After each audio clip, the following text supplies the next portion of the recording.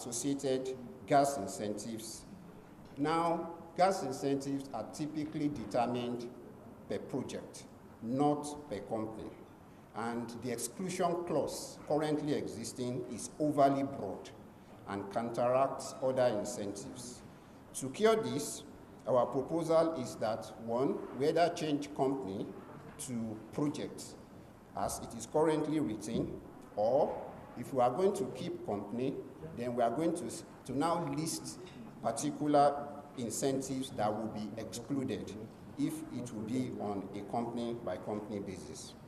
Another element of concern under this restriction on utilization of tax incentives has to do with Section 104, which today knocks off investment tax credit allowable under Section 4 of the Deep Offshore and Inland Basin Production Sharing Contract PSCs.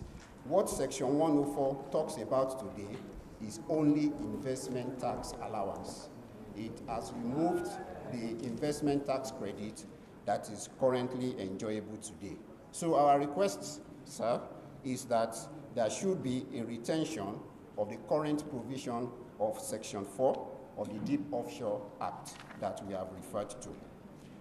I'll go to the second major category now, which has to do with increase in effective tax rate. In Section 146, we notice an increase in the rate of VAT, moving from 7.5 up to progressively to 15% in 2030.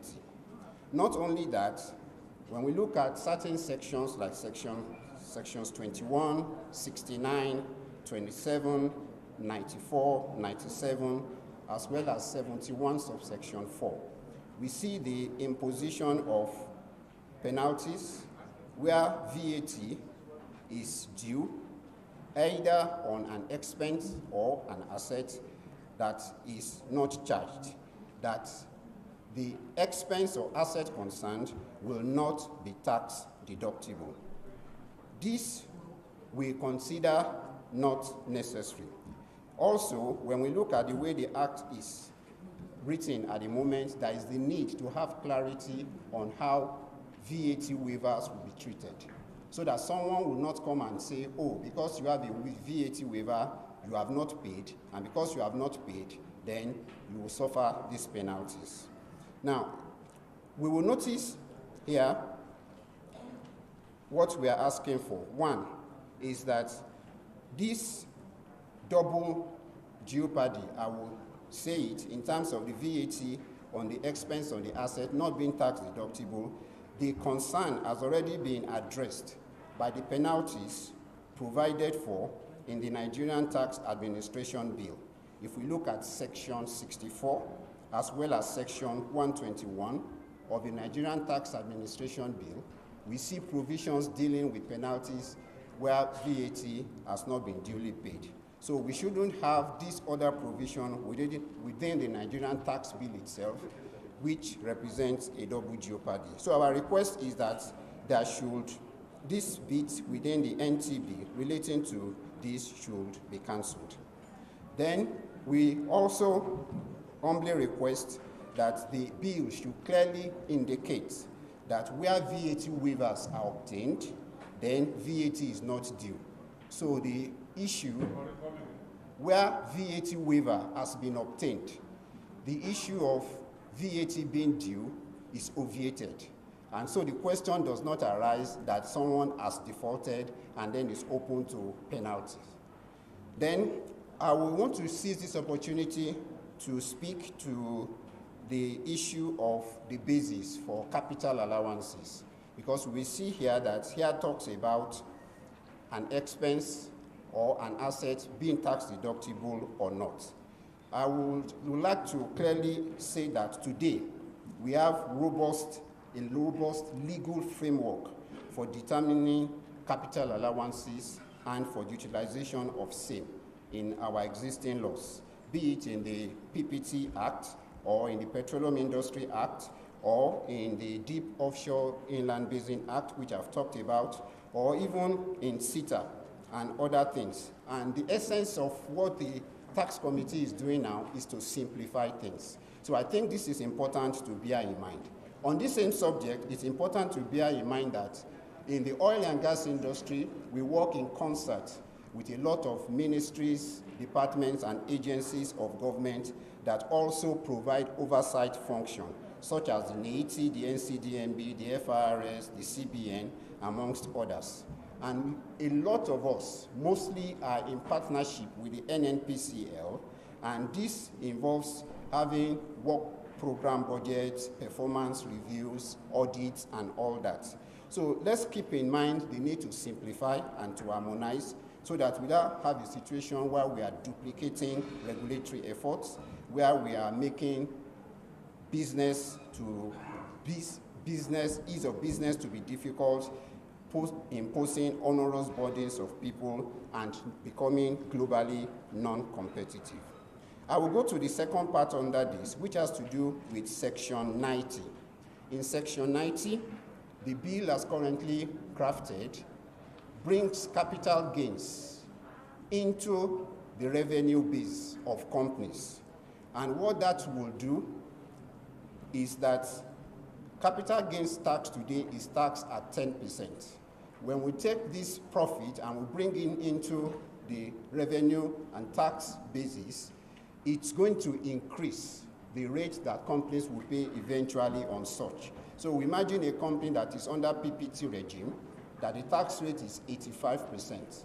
We are saying that what would today be taxed at 10% will now be taxed at 85%.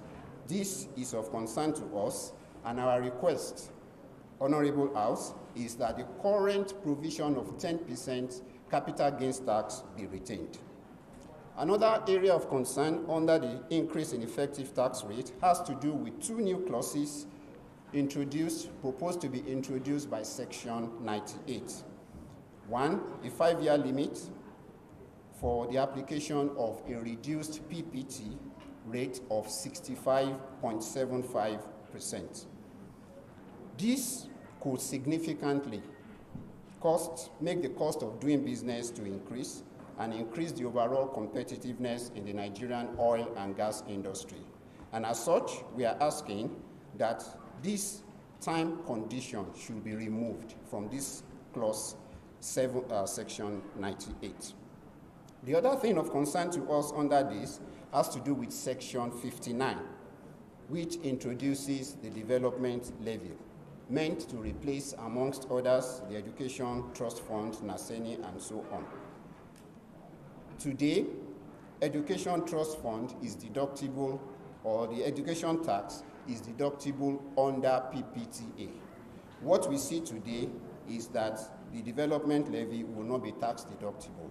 And our request is that the development levy, if introduced, should be tax deductible, so that we will not have the higher tax burden as a result of this. And even the 4% proposed now is higher than the 3% that we are paying as EDT. I will move on to the third major aspect, which has to do with the absence of some recently announced tax incentives.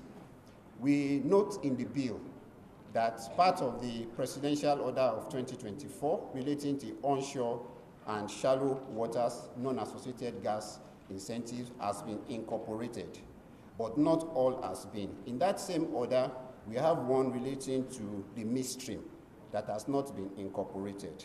And apart from that, that same order of the President made reference to the deep offshore tax incentives, which came after, and this also is not in the bill at all today. Apart from this, we note that there have been some orders, especially the VAT modification order of 2024, which, if the bill today is not amended, would mean that some of the benefits there will be lost, especially relating to the feed gas for processed gas, imported LPG, and some others, based on the definition of what petroleum product is in the bill, which is not the same as what we have in the Act. So our request, sir, is that these incentives that are not yet codified in the Nigerian tax bill should be so codified, so that we will have a legal basis, firm legal basis for companies to enjoy these benefits. And where there is need for alignment, especially on the VAT Modification Act I talked about, then that should be duly taken on board in the passage of the bill into an act eventually. The fourth element has to do with contract sanctity and stabilization. By Section 87 of the tax bill, we know that this stabilization will not be available for companies that are under the petroleum industry bill, and such, any impact coming from this bill, they will bear the full brunt of it without any relief whatsoever.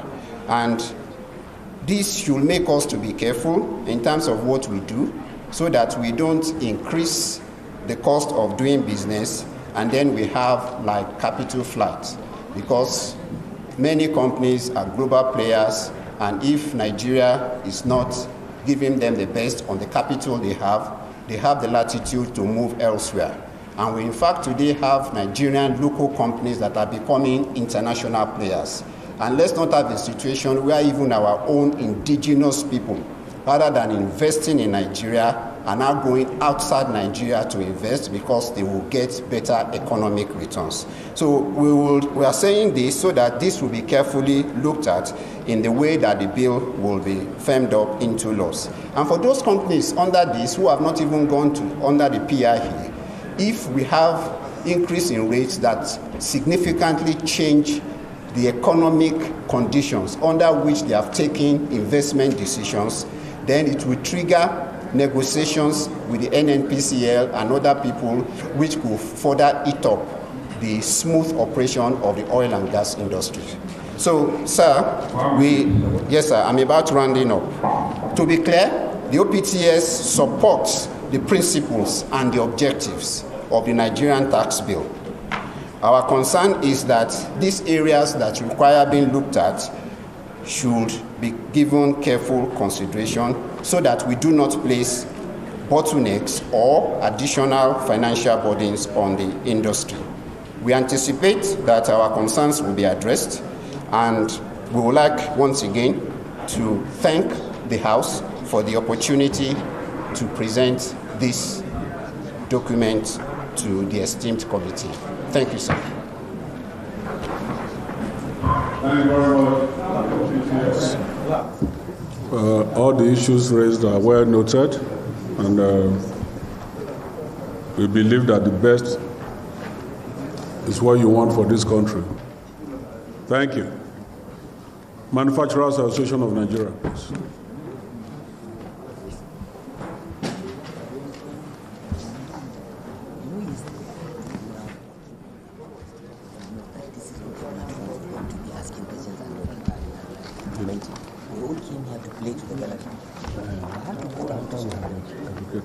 We have not. Somebody came as far as this point last that he wants to make comment. Don't comment here. The chairman will provide another opportunity for us to analyze exactly everything. Yes. We told them from the beginning. So I was not just the member yesterday. I was the chief. Honorable members, ladies and gentlemen, I am Otumba Francis Meshiui, OFR, the President of the Manufacturers Association of Nigeria. Okay. I am Otumba Francis Meshiui, OFR, the President of the Manufacturers Association of Nigeria, MAN. On behalf of the Manufacturers Association of Nigeria, I am honored to present our submission to this auspicious public hearing on the 4 tax reform bills before our esteemed legislative arm of government. MAN commends the House of Representatives of the Federal Republic for calling this hearing as part of its legislative responsibility in the process of lawmaking. We equally acknowledge this process to be crucial and expedient in the fulfillment of our collective aspiration to create a more conducive business environment, to bring out a just and progressive society, enhance sustainable revenue generation, and stimulate inclusive economic growth. I must also commend the federal government for its unprecedented consultative approach in this tax reform process. Honorable Chairman, there is no gainsaying the fact that these tax reform bills are apt and very timely. Gratefully, we are happy to know that the Presidential Committee has considerably explained our alleged concern regarding some of the provisions of these bills, thereby making our comments or maybe points we need to be observed very limited. It is also important, Honorable Chairman and Honorable Members, to emphasize that the manufacturers are confident that the reforms espoused in the bills under consideration, which are pro-growth, will adequately curb the high incidences of multiple and excessive taxation. The prevalence of arbitrary levies and fees by regulatory agencies of governments at different levels, and arm-twisting stance of non-state actors using unorthodox means to collect illegal taxes, fees, and levies. These issues are partly responsible for the inclement economic environment we operate in today. Man, as the apex body of manufacturer interests in Nigeria, our expectations on these bills before the National Assembly are high. I will earnestly look forward to their expedite passage. We await the commencement of the implementation of the reforms to bring an end to long-standing challenges of high taxes and multiple taxes that I've just mentioned.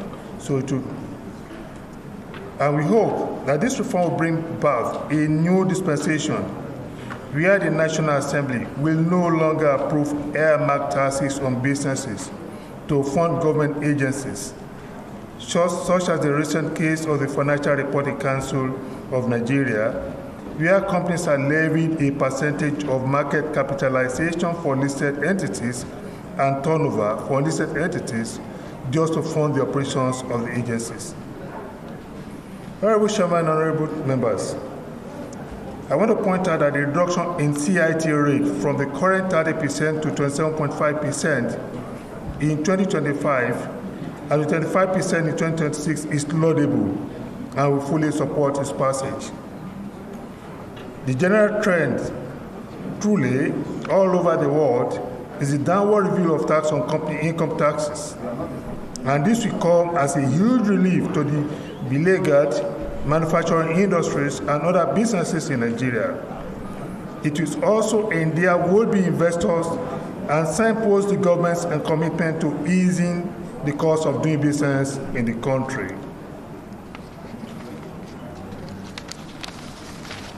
One of our concerns could be found on second schedule of Section 60 of the Nigeria tax bills.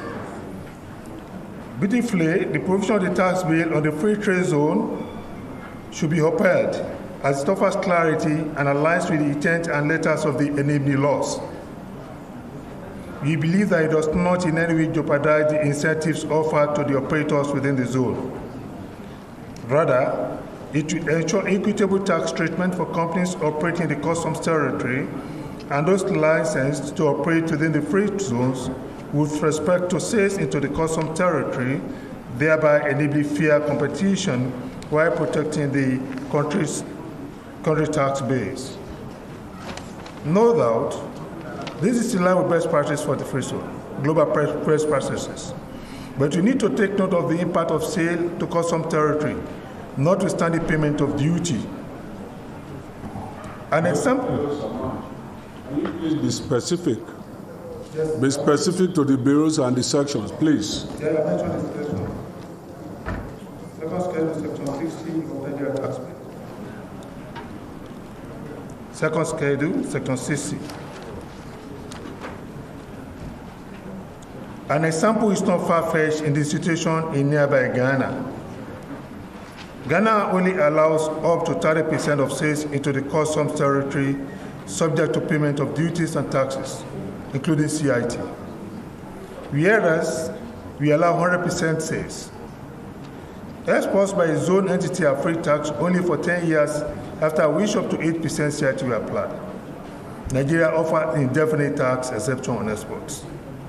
We therefore strongly recommend that, apart from subjecting exports to customs territory to tax, the practice of exporting 100% sales should be discontinued henceforth, You should also have a sunset clause for sale.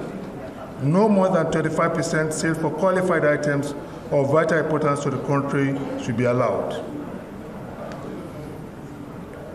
The proposed introduction of the Office of Tax Summaring Board is also a step in the right directions, as it not only save manufacturers from arbitrary tax assessments, but also avoid prolonged tax disputes that distort our operations. Suffice it to say that resolving tax disputes within 14 days will be in the best interest of our members. Also, I will talk to Section 187 and 189 on the Nigeria tax bill about VAT. The introduction of the joint tax audit, which also aid the resolution of disputes between different tax authorities and prevent cases of double taxation, while the VAT exemptions for over 97% of our SMIs is expected to result in significant improvement in their competitiveness and sales performance due to the potential decline in prices. Okay, I'm conscious, Honorable Chairman. Of importance to Honorable Chairman is the proposed increase in the corporate income tax CIT threshold from 25 million to 50 million will be of tremendous benefit to members under SMI cadre. But regrettably, Honorable Chairman, the bill excluded tax waivers on profit from manufactured exports between 2019 and 2023. The value of manufactured export deteriorated from 6.7 billion to 1.6 billion, partly due to inadequate incentives for our exporters. I believe this is the best time to give manufacturers the much needed support to significantly boost non-oil exports earnings. We therefore advocate that manufactured export be fully restored and enhanced. Conclusively, I will re-emphasize again, Honorable Chairman, one important thing we have mentioned, the reduction of the CIT rate from 30 to 27.5% and 35% should not be forgotten. We should continue to do this and put it into practice. Ladies and gentlemen, permit me to reiterate our offering of man for support of the government's efforts in creating conducive business environment. We urge the House of Rep to kindly consider a few areas where we have strong reservations. Furthermore, improvement in the highlighted areas of concern will undoubtedly help us conclude the tax reform framework that propels Nigeria industrial engine to unprecedented high. We equally and humbly, Honorable Chairman, Honorable members of House of Rep, to consider the proposed reform as a holistic package, and forever say again, Honorable Chairman, as a holistic package. This is to guide against fundamental changes in some areas that may undermine the impact of the reform itself. For instance, the supremacy clause. I'm rounding up. The supremacy clause, which is meant to put a check on the proliferation of endless taxes, to be sustained, and if necessary, rephrased in a manner that does not offend the consultation rather than outright deletion. Because the deletion of the clause may actually jeopardize the entire reform exercise and inherit an also of an incoherent tax regime. Thank you all for listening. God bless you all, and God bless the Federal Republic of Nigeria. Thank you. Thank you very much. Thank you. Of Nigeria. Thank you. Lawfield Partners. Lawfield Partners. Are they here?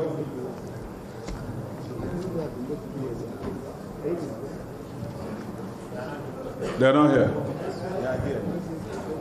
Lawfield.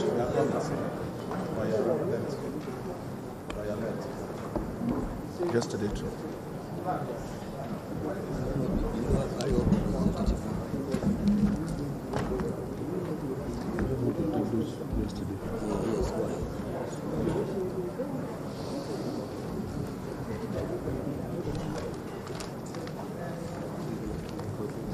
After Lawfield, we take Ariwa Consultative Forum.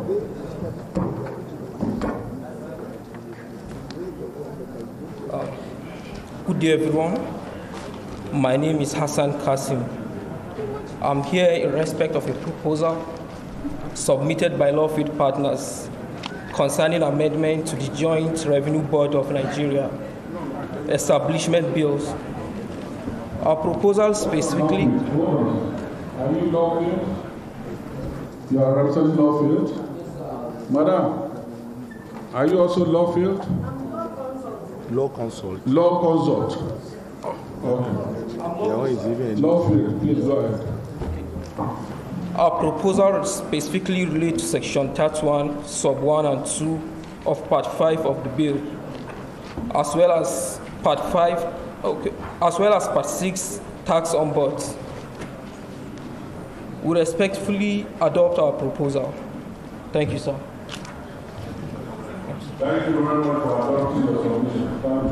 Very fast. Thank you. Arewa Consultative Forum. Yes, yes.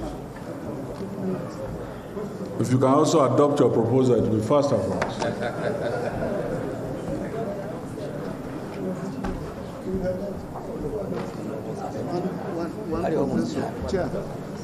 One professor here for them. Mr. Chairman, Arewa must be hard, so don't just adopt your proposal. I see one person who must help me. That would be listen to Law Commission. Thank you very much, Mr. Chairman. Members.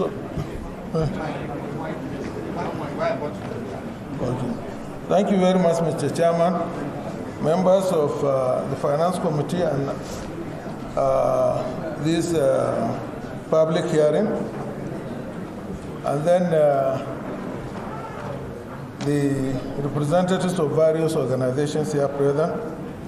We are very happy to have this opportunity to make our own presentation as Arewa Consultative Forum. My name is Dr. Yerima Lawan Ngama, and I'm a member of Arewa Consultative Forum and also a member of the technical committee that produced this report. I'm going through our own presentation.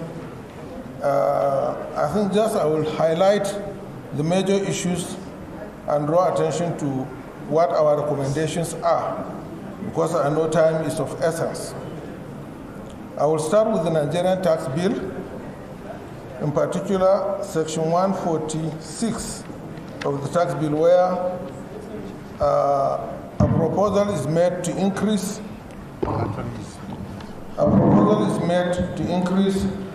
the VAT rate gradually up to 15%. Well, for us in Arewa Consultative Forum, we understand that the VAT and other taxes we are collecting in Nigeria, they are far below what we should be collecting as the largest economy in Africa. And if you go by PPP, I think we are almost number 27 in the entire world. But to say that we are only getting revenue to GDP ratio of 2 years ago 5%, and as of today, NBS will say it's 9.4, other people will say 6.4, but it is still the lowest in the world. So we are not doing much to collect. So if you are not doing much to collect us, what do you do? Do you increase the rate, or do you look at the base? Our problem is not rate. Our problem is tax base.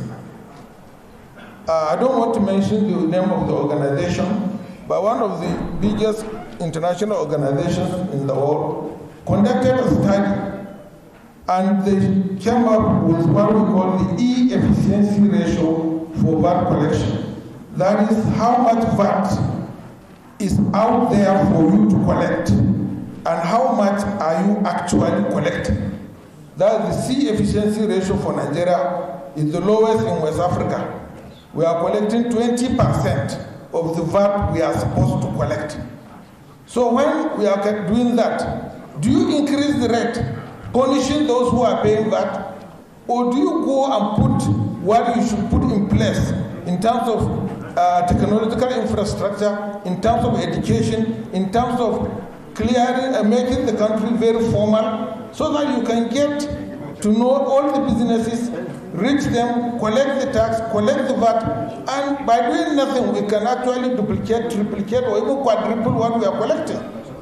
So we shouldn't punish the people paying the VAT, but we should go after those who are not paying VAT. The room to expand is too big, 20% of what we should do. And how do we do it? Number one, Nigeria's economy, 58. Yeah. With due respect, you have made your point. We should expand the base. Yes. Please move to the next point, sir. Okay. So I have 3 ways to expand the VAT. They're the best. One, as I said, is to make Nigeria more formal. We are the 3rd least formal economy. Afghanistan 72%, Zimbabwe 64, Nigeria 58. That's a shame. We can go and look at Algeria, Tunisia, even Botswana, and see how they have reformed their economy. Everything is formal, and then we do what we are supposed to do. Number 3, those paying the VAT, most of them are big companies that were not existing in 1988. Even Dangote didn't form his company in 1988. There was no MTN, there was no Zenith Bank. So government put in place policies to create those companies. So we should also do that. I congratulate Mr. President. He has established the livestock ministry. So we should give the minister a target. Before the end of this administration, he should establish 40 world-class cattle ranches. And then that will give rise to dairy product companies that will be paying tax to us tomorrow. Our task is to expand the economy, modernize it, and not just to continue increasing rates. Number 3, we come to the issue of tax exemption. There is a provision that those engaged in religious activities should actually be exempted, and what they have there is ecclesial, and in fact that is a word related to one religion only. We have to use the word religious so that all religions, even if you are worshiping Ogun, once you import something, you can get the exemption. Then number 3, there is also issue of our farmers. If you buy a tractor, they will force you to pay VAT and say you should go and apply for refund. If you buy plow, you will pay VAT, go and ask for refund. You know the system of getting refund. Somebody who lives in a remote local government, for him to get the refund, I think it is going to be a Herculean task. So this one, we have to really do something to ensure that farmers really get that kind of benefit. Issue of development levy. Development levy, there also the issue of the base have to be discussed. Because whether it is 4%, 3 or 2, it depends on the base. Somebody told me that last year they did very well. Without reducing the rate, we have actually gotten more money. But the issue is, do we really need these institutions? TED Fund, NASENI, and NIDA. Everything you look around the world, people are actually expanding their industrial base. Technology is important. There is no way you can now kill our own institutions that are supposed to make us export finished goods rather than exporting semi-processed or raw material. That's the work of NASENI. If it is not doing it, let's see how it can do it. Because people look at people exporting zobo, people exporting penny seed, and all those raw materials. We have to add value. And how do we add value? NASENI has to come in. The organization that will make us compete with Turkey, now we are killing it. I think that is a wrong move. If you look at NIDA, I said those paying tax, they cannot have a record of their business, they cannot be rich. This is the work of NIDA, to indicate people, make us IT literate, and you are killing NIDA. That's wrong. Actually, the issue of Nigerian loan fund, that one, you cannot fund the loan fund ad infinitum. You can't be giving it subvention. If you want me to be lending to students, you determine how much money I need as capital. Once you reach that money, because the money you give me, if I lend it, I'm supposed to collect it back and then lend it to another person. So the sunset date should be set for NEL fund, not for NASENI and NIDA. Because you can't continue giving them money, they are giving loan and they are not collecting the loan. So they are the one, you can say, okay, give me this money. Once you reach 100 billion or 1 trillion, you stop. Let them collect back and give to others, collect and give to others. So this is the way it should work. Then we have this issue of inheritance tax. I know this thing has been mentioned all over. They should remove it from this law, leave it to states and local government to administer, because we have different cultures, different religion. That one is not acceptable to our people. Then we have the issue of tax administration. The issue of going to law saying that derivation should be 60%, this should be this, it is not everything you put in a law. There are subsidiary legislation, guidelines. Don't go and put everything in a law. Leave it to guidelines. Nigerian National Revenue Service with National Fiscal Commission, Revenue Mobilization, Allocation, and Fiscal Commission, that's their own job. They sit down, state government, local government, politically, they now determine how to share this revenue. Because if you go to the nitty-gritty, right now they are using the headquarters as a base of doing it. And the index they are giving to the state headquarters is the same index they give to every local government within the state. So even though we know the headquarters are in Ikoyi and Lagos are in Apapa, but whatever Ikoyi is getting, Ethiopia local government, is the same thing that Badagry will get. So even if you look at it technically, some places are benefiting. One local government in a remote place in Lagos is getting far more than all the local governments in Imo State, plus Imo State as a state. Because every local government in Lagos is getting almost 900 billion. More than many states, because of what they cannot even justify. So we are actually happy. They say they are going to use consumption as the base. We agree, consumption should be the base of derivation, and it should also be the base of attrition. They say if you don't attach how you will do the attrition, you will pay a penalty of 1 million. But they didn't bring the form. They didn't attach the attrition form. Somebody has to design it and attach, because I will pay 1 million fine and I don't know how to do it. But it must be based on consumption. But we have to be mindful. Let's have something which is simple, which is acceptable politically, and then go ahead. Thank you, sir. Before I close, one of the bills, the National Revenue Service Establishment Bill, we have to look at it. There is too much power to the executive chairman. In the board, he is the only executive. He says people who are supposed to be his executive directors, they are not members. And he appoints them. So those people who they call coordinating directors, they should actually be elevated to executive directors. They should also appear before the National Assembly and be approved just the way the chairman is being appointed. And the chairman should just be CEO. And then you get somebody who is more experienced, like more than him, to become chairman of the board, so that he doesn't sit and then regulate himself. No. Because right now he's regulating himself. He's a good man, he's very intelligent, and he's very sincere, but the work is too much for him. So please look at that law, give him executive director and give him external chairman. Thank you very much.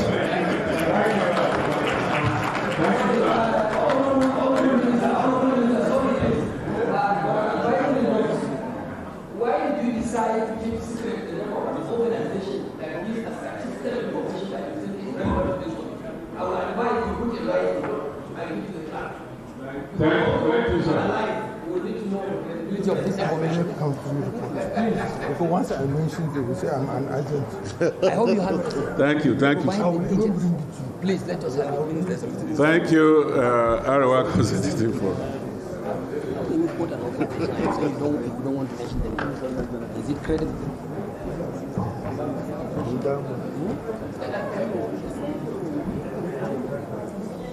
I think we have taken those that were left out yesterday. So we start with foundation. With foundation. They even have a proposal. They want to do sensitization of the people. That you should help them talk to chairman FIRS. For what proposal? They want to sensitize people. I beg you. Chairman. We are live. We are live.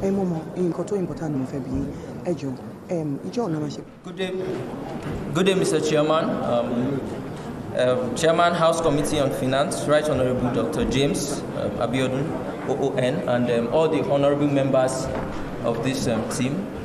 My name is Ihesi Abba Daniel, and I am representing the WAVE Foundation, pioneered by architect Lola Ibrahim. We are speaking on the Nigerian Tax Administration Bill, though on an overview. And the proposed tax reform bill in Nigeria is part of the ongoing efforts by the government to overhaul the country's tax system to boost revenue, improve compliance, and foster economic growth. The reform aims to simplify the tax structure, widen the tax nets, and reduce reliance on oil. It includes proposals related to value-added tax, personal income tax, company tax, and incentives for small and medium enterprises. We are most concerned about the impact that this bill in general will have on women, girls, and youths. And for us, we highlighted about 5 impacts on women entrepreneurs. We said if the reform leads to increased taxes on SMEs, many women-led businesses which dominate Nigeria's informal sector could be disproportionately affected. Conversely, incentives for SMEs could benefit women entrepreneurs, enhancing their economic participation. Secondly, VAT on essential goods and services. If VAT is increased or extended to essential goods like sanitary products, healthcare services, and childcare products, women and girls could bear a heavier financial burden. High cost on feminine hygiene products already contributes to period poverty, affecting girls' education and well-being. Thirdly, employment and income inequality. Changes in income tax brackets could either alleviate gender income gaps. If reforms favor high-income earners or lack progressive measures, women and youth who are overrepresented in lower income brackets may be disadvantaged. And we must also note that about 70% of the Nigerian population is highly saturated by the youth, which is about, according to the statistics on August 1st, 2024, it has about 160 million. So we believe that if, in general, this tax reform favor the youths, it will also curb unemployment rate, to increase economic growth, and will foster strength among the youth entrepreneurs. Care economy. Tax policies that fail to account for unpaid care workers, disproportionately performed by women, may perpetuate gender inequalities. Social protection and then public services. Reduce taxes for corporations without corresponding investment in public services, e.g., healthcare, education, could harm women who rely more and heavily on these services.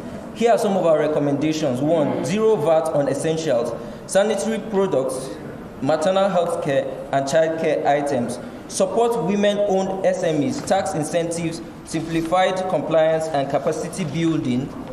Progressive income tax. Protect low-income earners and adopt individual taxation. Prioritizing youth-centric tax policies. Government should prioritize tax reforms that benefit the youth and the young entrepreneurial Nigerians.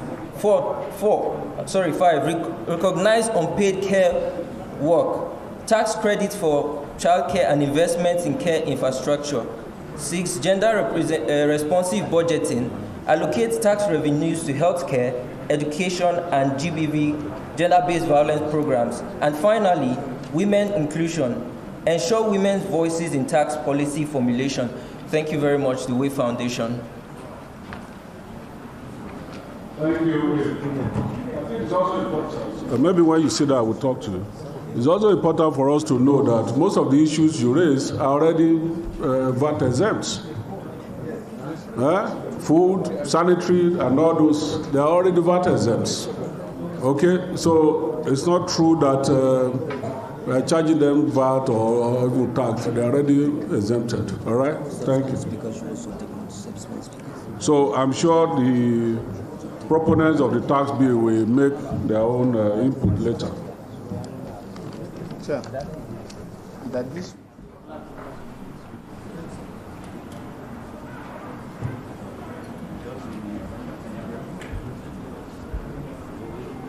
National Association of Chambers of Commerce. Nasima, are they here?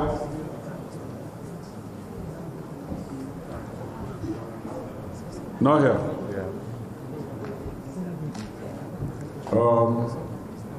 Licensed Telecommunications Operators of Nigeria. Yes, they're here.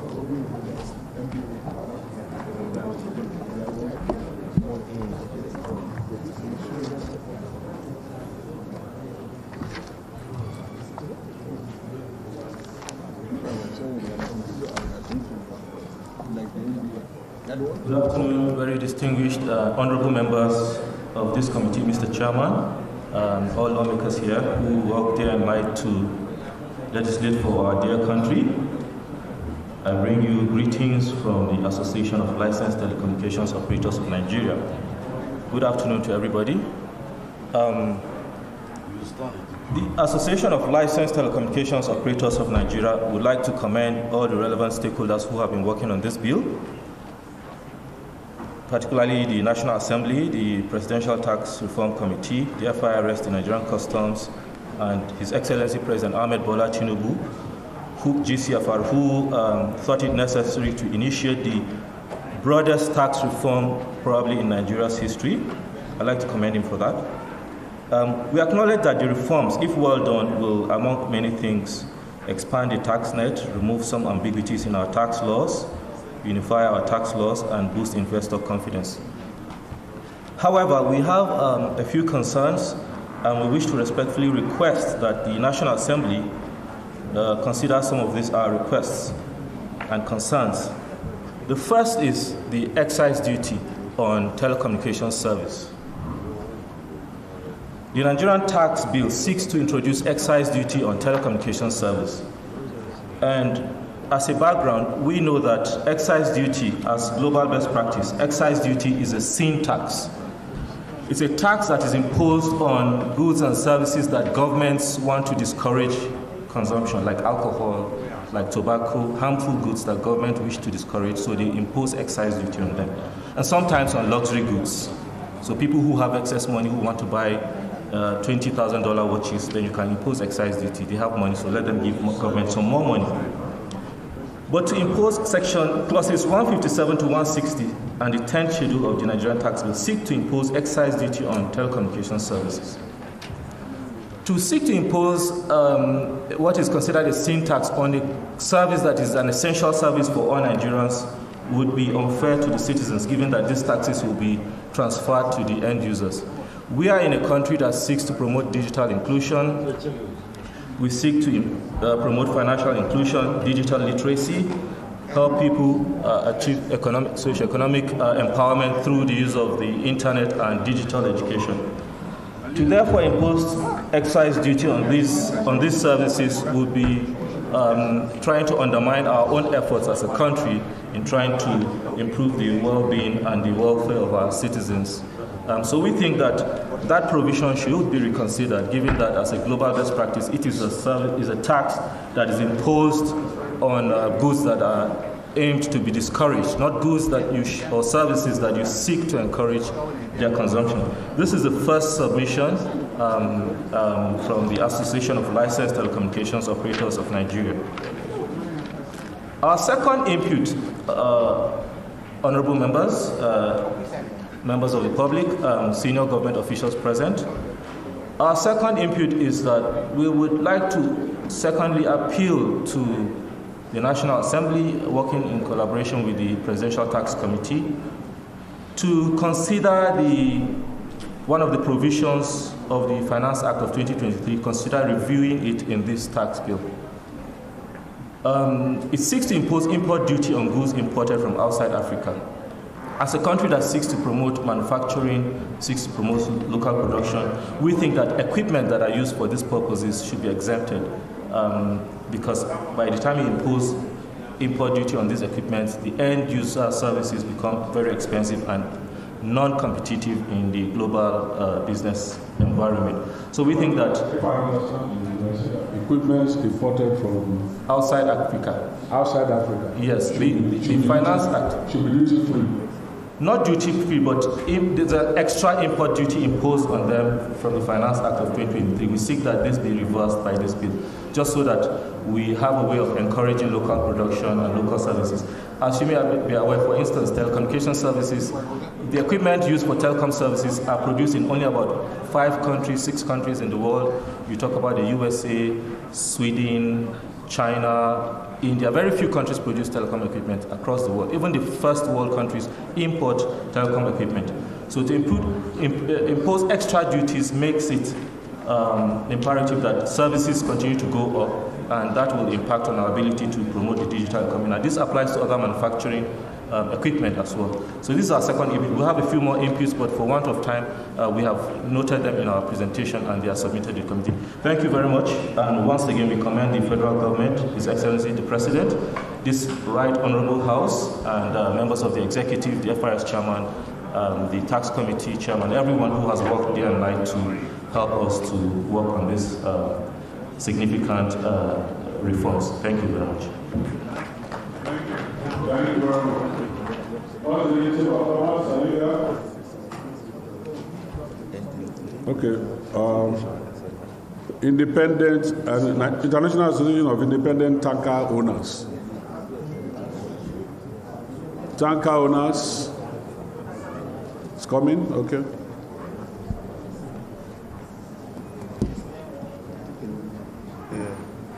Yeah, you come to me. Center for promotion.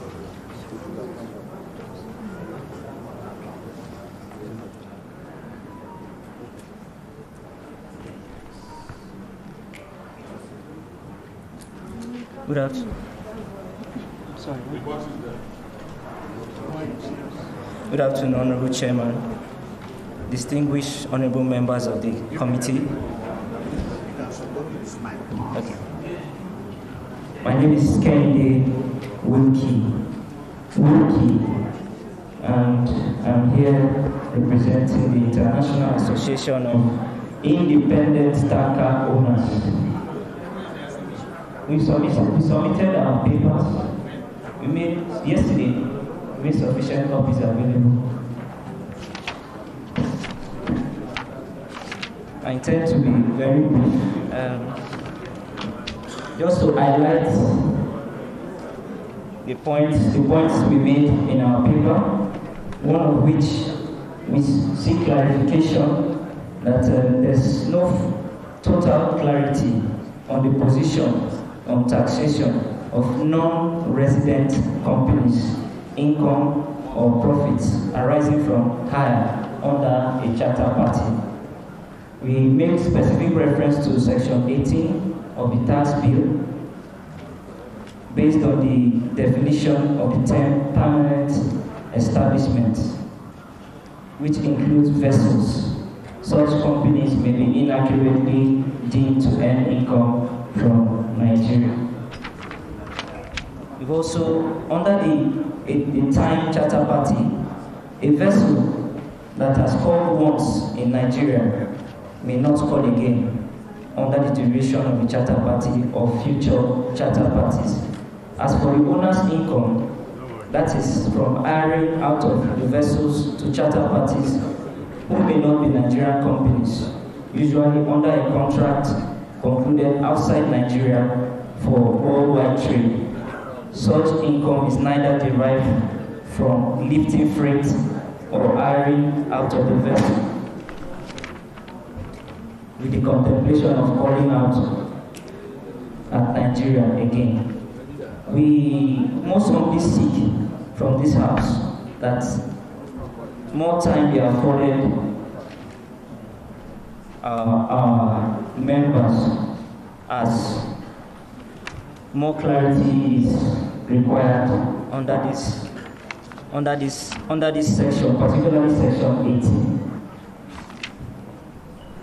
It is not clear what the impact of the tax reform bill will have on FIRS and tax compliance review exercise. The unintended consequence of the tax reform bill in the current form is that the members may have have the option to opt to avoid calling in the region of Nigeria until such a time as the clear guidance on the practical tax regime from the Nigerian authorities. Thank you so much, sir.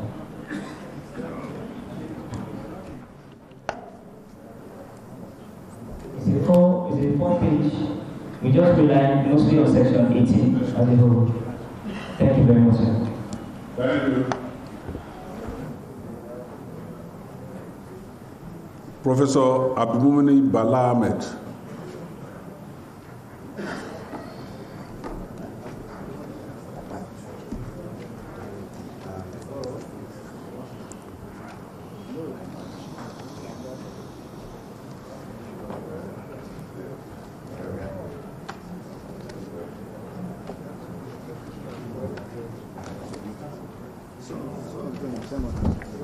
Chairman, you have to intervene because some of them are coming to talk.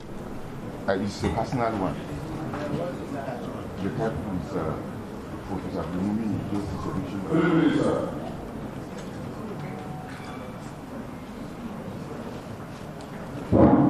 Thank you. Good afternoon, Mr. Chairman and honorable members.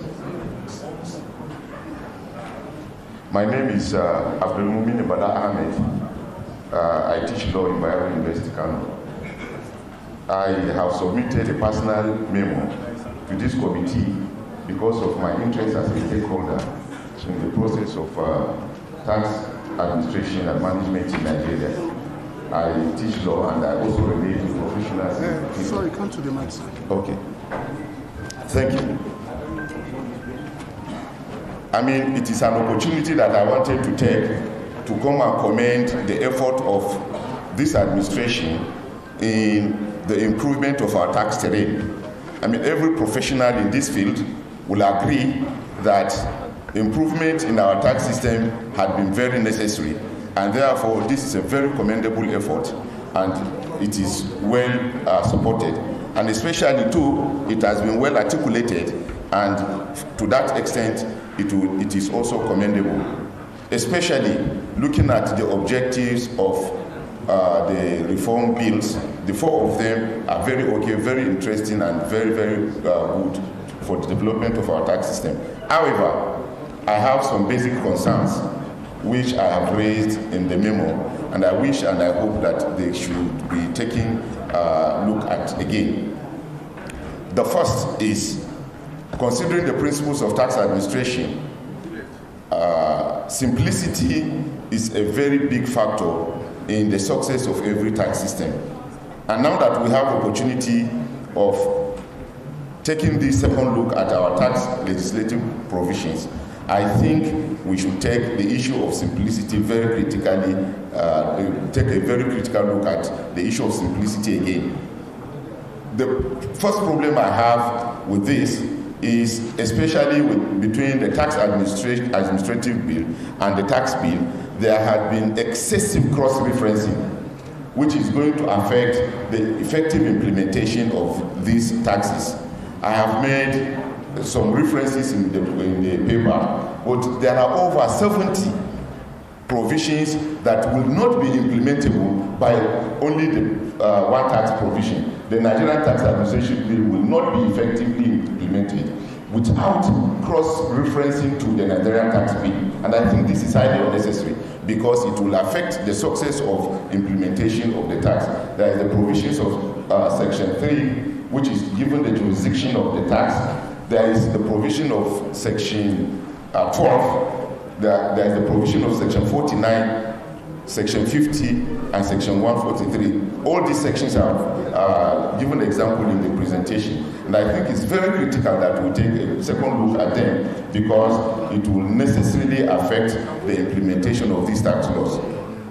My second concern is about jurisprudence. I mean, again, as a principle of taxation, it is very clear that tax legislative provisions are interpreted very strictly.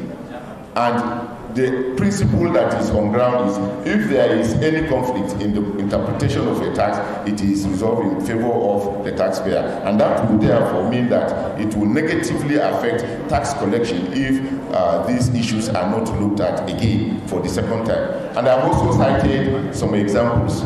If you look at the provisions of the tax administrative bill, especially in section 143, that is given interpretation about some basic terms that are introduced in the new bills, you will discover that there are confusion. For instance, the law tries to define small companies that are to be exempted.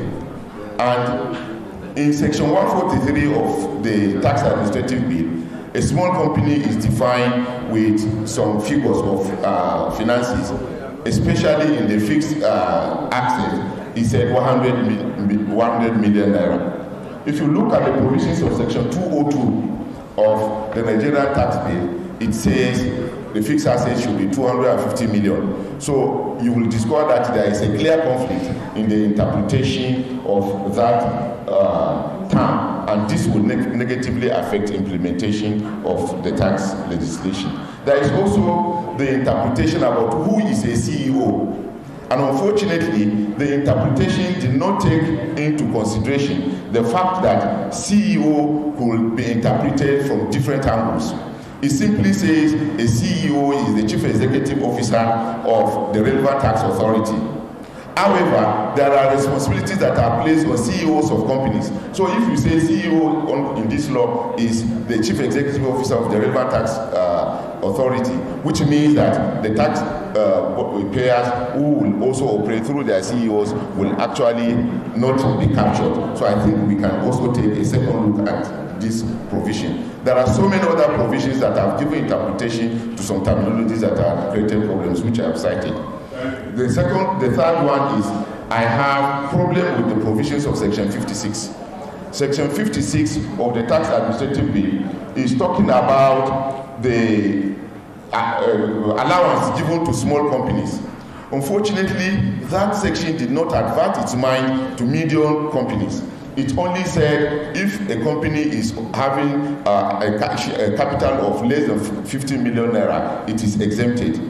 Now the argument is middle operating share capital companies will suffer a lot, because the moment your threshold goes 1 million above 50 million, it is calculated as a large company. So by the recommendation of the provisions, you will be paying just like every other big company, which will keep company. I mean, it's a basic principle of taxation that tax base is more important than the tax rate. And if you are killing the small companies, you will also have problem. Then there is also the problem with the interpretation and application of who a tax agent is. And I think the effort of the drafters of this bill in relation to this should be highly commendable. Highly commendable to the extent that for the first time they are trying to give an understanding and a base for accepting the responsibility of a tax agent. And I think the chairman of the committee has been very categorical in several presentations that I've made that the basis of bringing this is to make them very responsible to their assignment so that they can be more effective in performing their assignment, they can be committed to the responsibilities they are undertaking to take. And so all these are very good. But I think there is a problem. Just 2 minutes, sir. 1 minute. Okay, sir. The big problem that we will have with this provision is everywhere in the world, professionalization is based on two very important factors: training and conduct. That is why in the university we give certificate for training and character, because you can't have a professional performing a professional responsibility if he's not a professional. I think as the provisions of the law are, especially looking at the provisions of section 32 and 143, there will be a problem because it is not attached to any basic qualification. I think the provisions of these sections should be attached to a qualification so that the tax administrative authority... Hold on, sir. Yes, what's sir. your suggestion of those who qualify to be tax agents? I think the basic requirement should be since there is an institute established for the provision of standard, everybody that will come before the tax administrative authority to seek for license as an agent should have a license from that body. So which body? The institute, the Chartered Institute of Taxation, because it is the body that has been established by law since 1992 to regulate the practice of taxation in Nigeria. And therefore, if you have given the tax administrative authorities the responsibility to provide a guideline for the appointment of a tax agent, I think that tax agent should have a route. Thank you. From the administrative agency. Thank you very much, Mr. Chairman. You spoke because you're also a member of the Thank you, sir. Dangote Industries.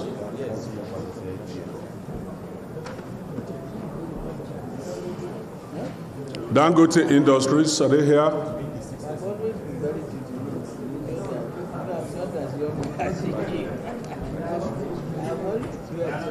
Dangote Industries.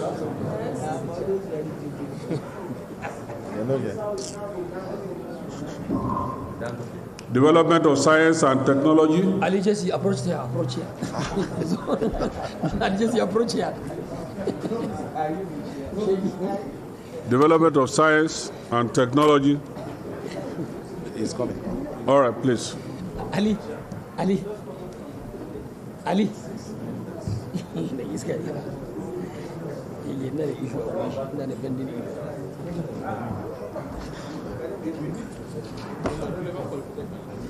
Please take your.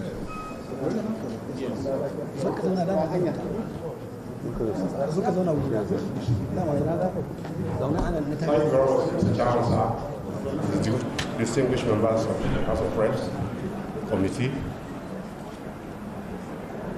let me start on the using protocols.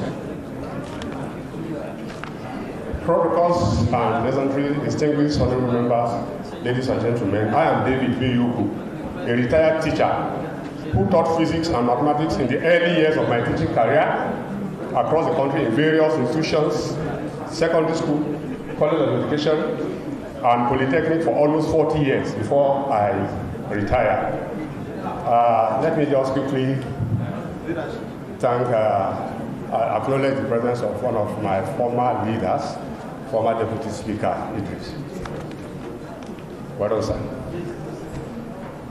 Permit me to commend the Federal House of Representatives for calling this hearing as part of its legislative responsibility in the process of lawmaking. There is no doubt that the House of Representatives deem this process as crucial and expedient in ensuring that the process will help to produce a law that will be fair, just, and acceptable to the majority of Nigerians. I believe the federal government of Nigeria under President Asiwaju Bola Ahmed Tinubu need to be commended for its application of tax as necessary financial engine to drive development. This is quite revolutionary, given the background of what hitherto was Nigerian government at all levels and its people's heavy reliance on rents, which comes from earth minerals, a step which by the level of what we have seen on the ground so far has been quite unhealthy and unhelpful to the country's meaningful development. The Presidential Committee too is in this regard being well commended for doing a great commendable job by touching almost all areas where tax issues arise, and especially for going the extra length to explain and allay concerns of stakeholders in as many sections where concern on the proposals in all the tax reform bills have been raised. As someone who has been involved in teaching and research in physics, having gone through the bills as presented, I found it necessary to make some suggestion of ideas and materials to the bills as they presently obtained in the publication of the House of Reps. My suggestions specifically affect two of the four tax bills. One, Nigerian Tax Bill 2024 and Nigerian Tax Admission Bill 2024. Actually, my other suggestion has a little overlap beyond that. The suggestions in form of memorandum on each are attached to this write-up. I hope and pray that my suggestions will find kind consideration of your highly esteemed committee so that it will be used as part materials in your deliberations, which will produce tax reforms that will help to usher our country to a tax-driven, successful development economy, which is a crucial pillar in modernization of countries that are leaders in today's world. So let me quickly go, sir. Fine for your considerations, members of your highly esteemed committee, members' suggestions to add to the General Tax Bill 2024, which you already have. It is my considered opinion that if these suggestions are accepted and made part of the bill and passed into law, it will help to trigger tax as a most reliable, continuously running engine for sustainable growth and 21st century type development. Now, the first part, it is suggested that import duty is imposed on all imported products with application of transistor, miniature, microchip, electrical switch, or any other semiconductor material, nanotechnology of physical and chemical origin, etc. Consequence from the foregoing argument in order to emphasize the critical role science and technology plays, the following science and technology provisions are being suggested to be included in the General Tax Bill 2024. Maybe let me make a little explanation on that. We are all here. If you look around, whatever gadget we have, the giant screen, our phones, whatever, if you look at it, yes, sir. If you look at them, they all have semiconductor fabricated materials in there. Without that, they will be non-functional. We produce very little. In fact, Xerox computers, I don't know how many people see here about that Xerox again. That is probably the most prominent of the local reproduced computers. Now, we are importing almost everything. These people are bringing in all their products. Besides our people who are paying tax for bringing them, besides us paying tax for consuming them, those who are bringing those materials are not paying tax for us. We cannot remain to be just consumers. I'm not a fan of Trump, but if you see what happened, in fact, America not just Trump alone, but Trump had to claim 40%. Yes. Thank you, sir. I don't know. Confine yourself to the bills. Yes, sir. I have all the process, all the suggestions, yes, sir. Can you adopt the document and thank you? All right, sir. I do. Thank you very much. Yes, sir. I adopt, sir. Thank you, sir. Thank you. Yes, sir. Better.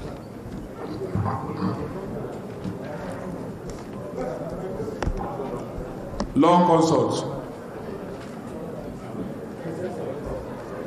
Sun kama sun draft masu abin bill. Again. Gashi.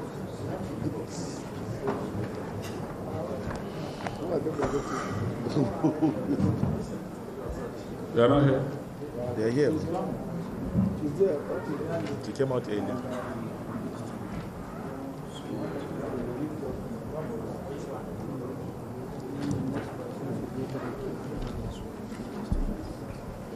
The model refinery.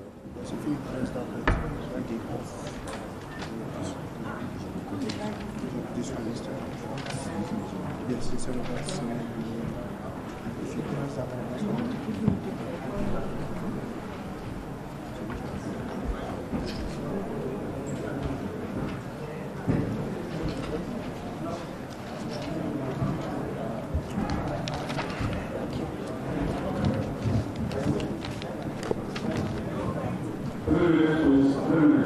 Mr. Chairman, sir, distinguished honorable members, ladies and gentlemen, my name is Ojobo Ode Atulugu, and I'm the Principal Counsel of Law Consult.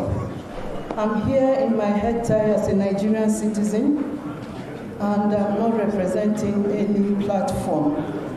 My memo is a very comprehensive. Okay, that's my day job. I'm representing Law Consult. Yeah. My memo is a very comprehensive memo, and it's adopted based on the fact that from my background experience, I felt duty bound to contribute as part of my civic duty because of the fact that I have 40 years of experience at the bar, I'm a licensed tax practitioner, a fellow of the Chartered Institute of Taxation, and have some experience in international development. And because of that, I felt duty bound to put this together. So please address the bills. I'm actually telling you why I put this together. Can you adopt the document? We will go through it. Let me explain a bit about the approach of the memo. The approach of the memo has started from the area around the values and the principles that should underlie the tax reform, and has attempted to create a framework which it's encouraged that the proposals in all the tax reform bills can be applied to see whether they pass this framework or not. And then after that, they've made some general recommendations, one of which is around a social impact assessment to ensure that the outcomes of these bills will not have unintended repercussions on citizens that were not expected. The other one is also to see how we can do, the National Assembly can also undertake scenarios around the revenue to ensure that the revenue expected will also not fall so short that we are surprised, and also if it does, what are the alternative ways that we can close that gap. The memo has gone ahead to take each of the bills, raising comments and analyzing each of the proposals and raising comments and then making a recommendation on each of those bills. The memo is before the Secretariat and I adopt the memo. Thank you, sir. Thank you very much. Law consults. Pricewaterhouse.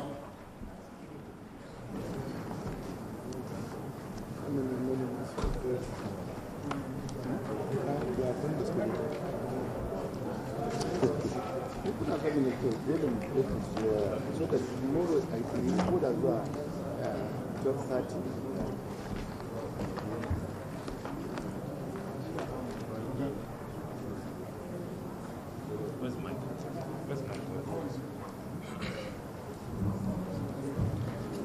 Good afternoon, distinguished committee.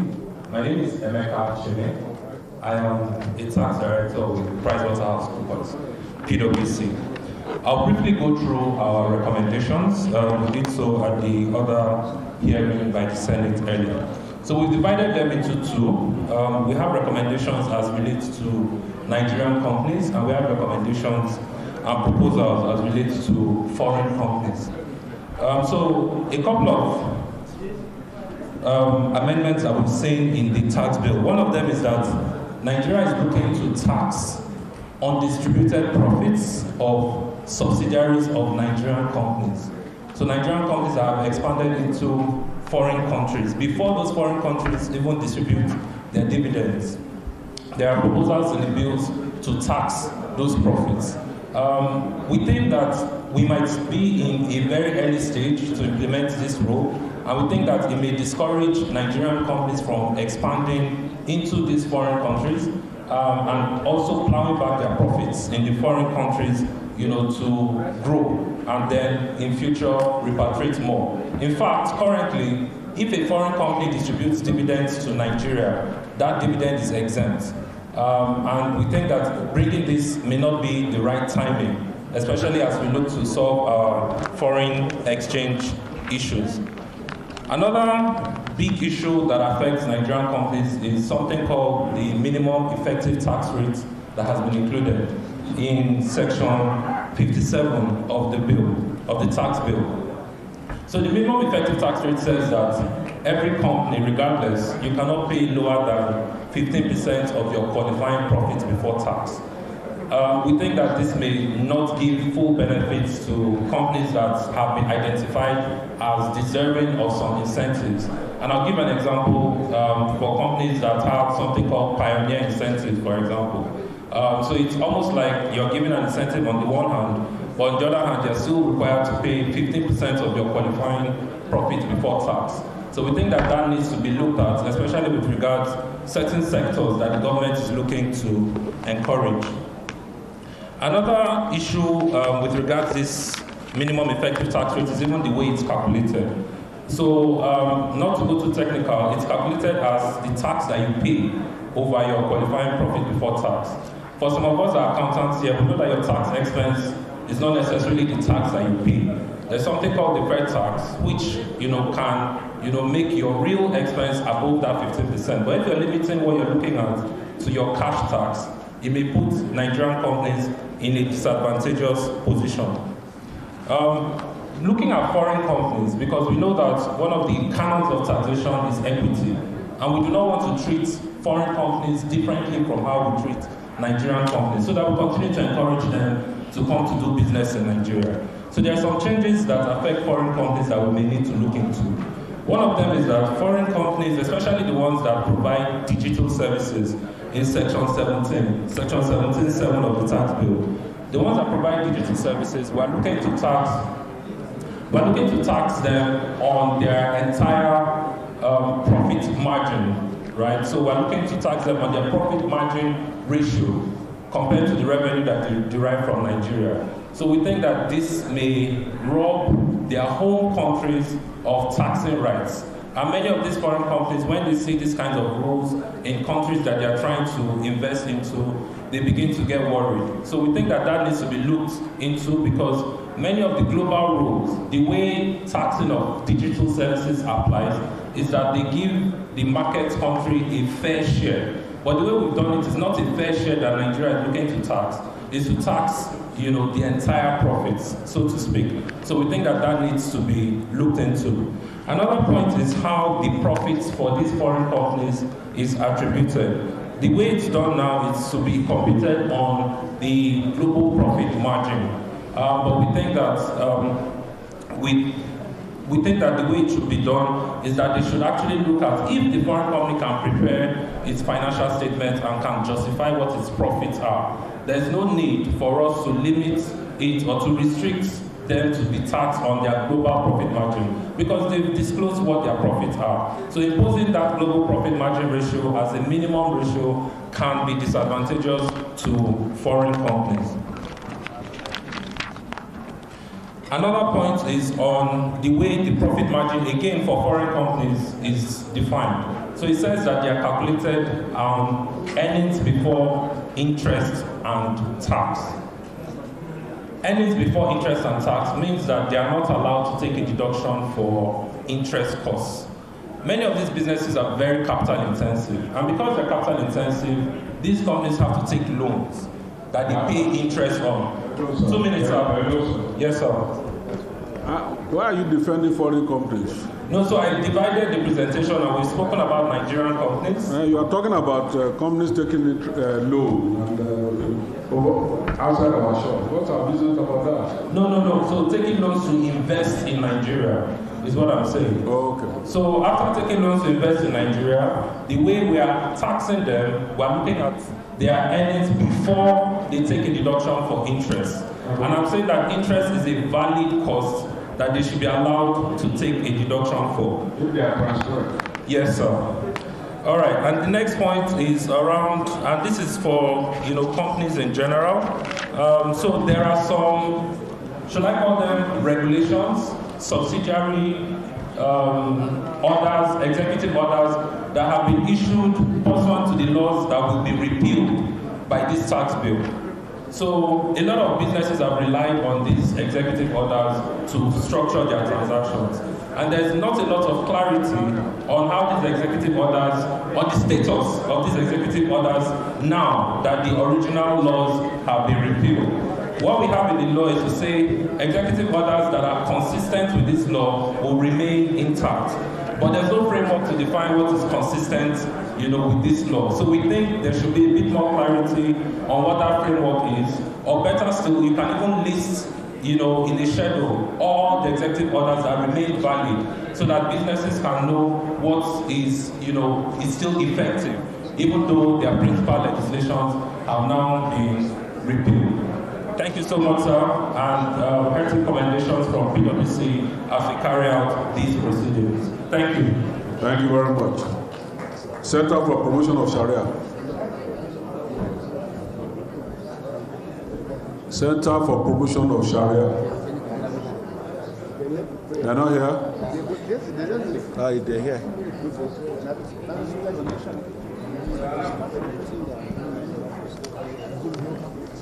They come to promote Sharia. It's about the inheritance bill. We will discuss it.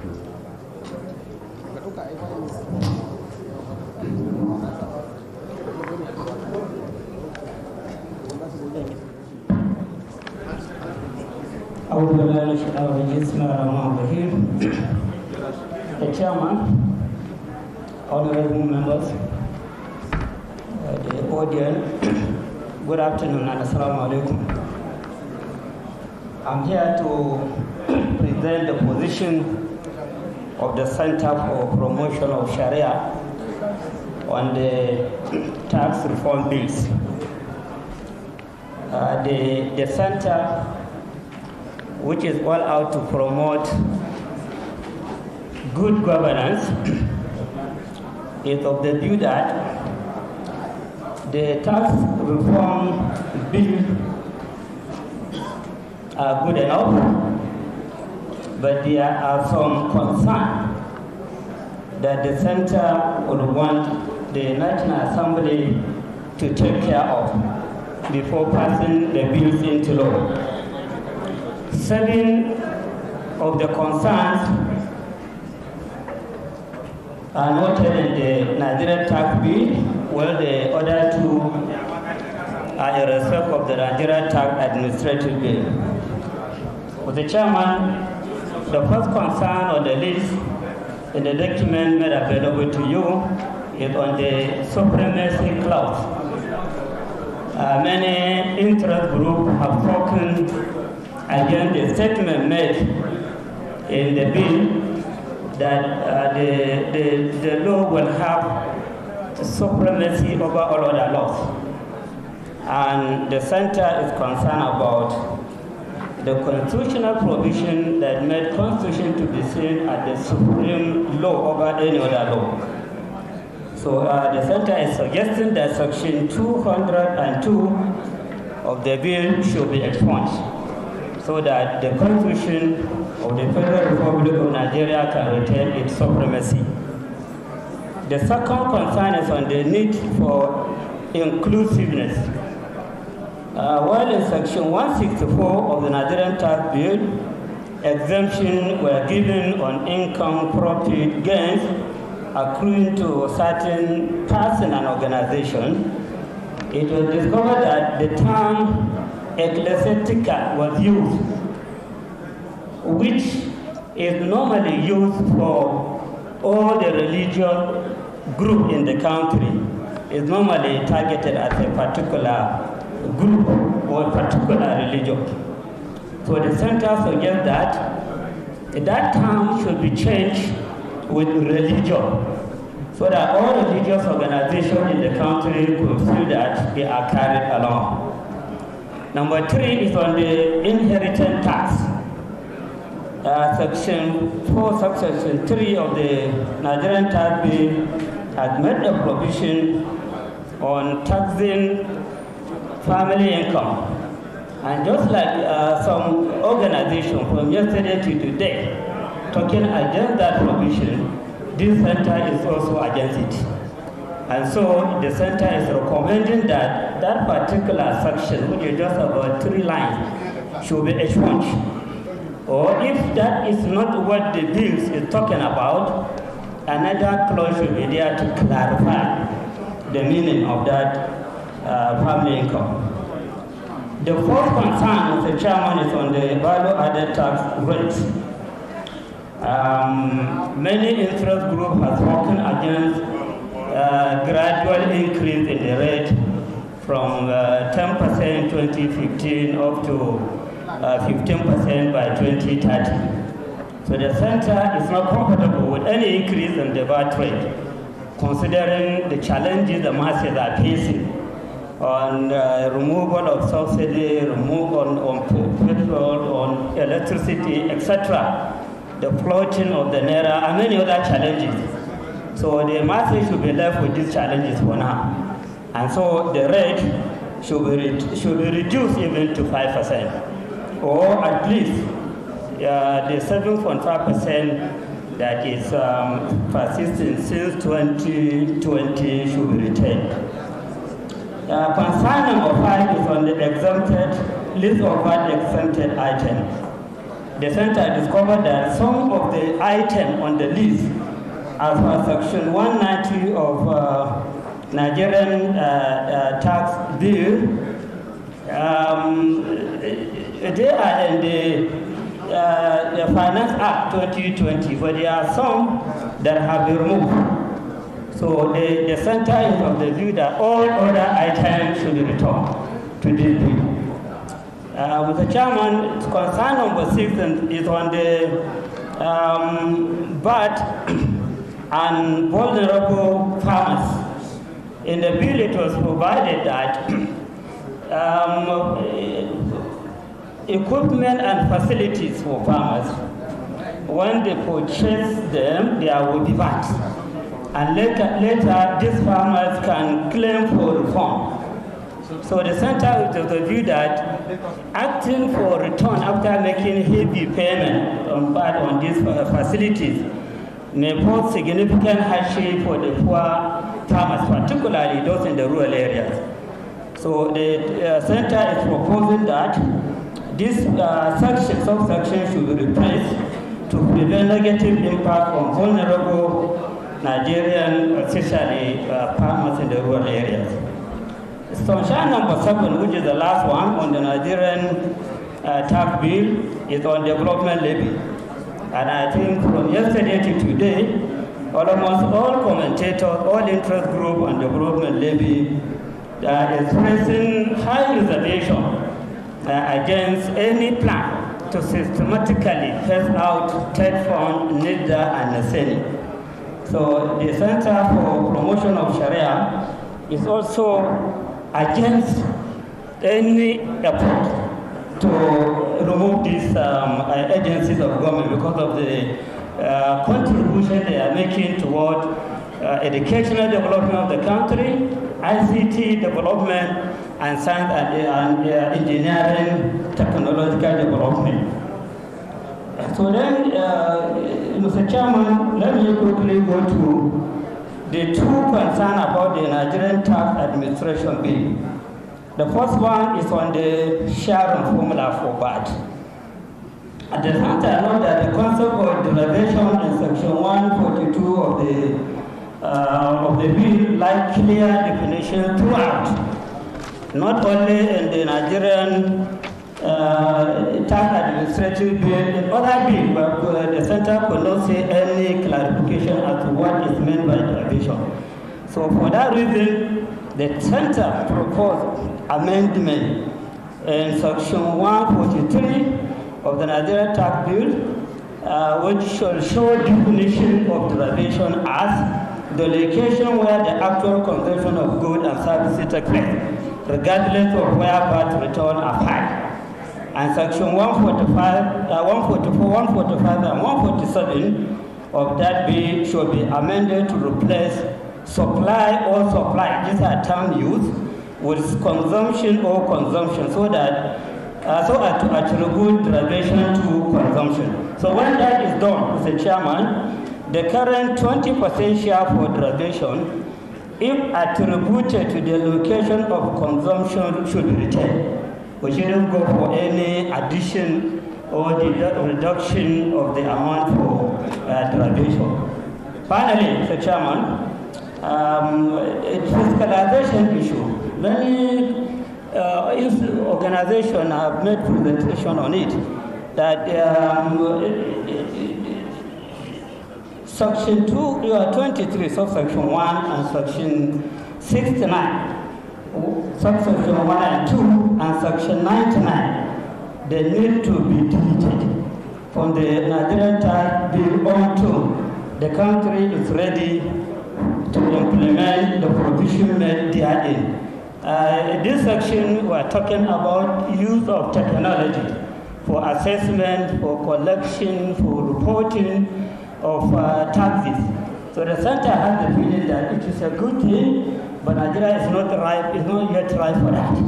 Until that technological capacity has been developed, it is then that this issue could be put to use. Otherwise, there will be a lot of abuses in the course of revenue collection from taxpayers.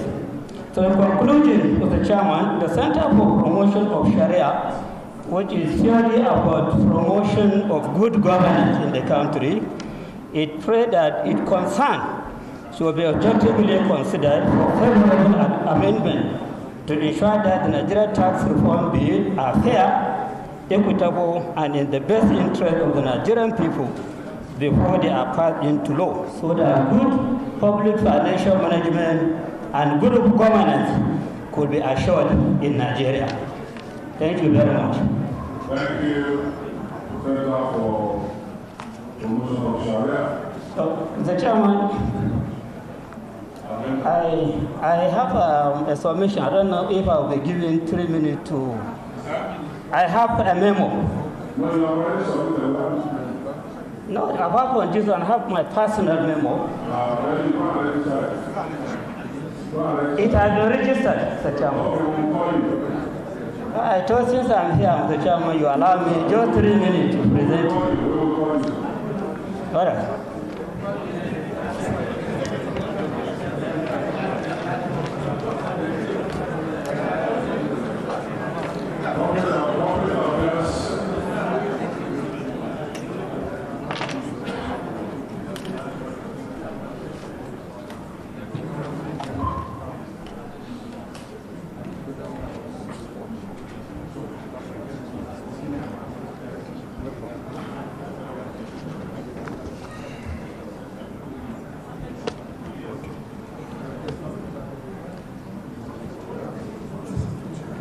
Mr. Chairman,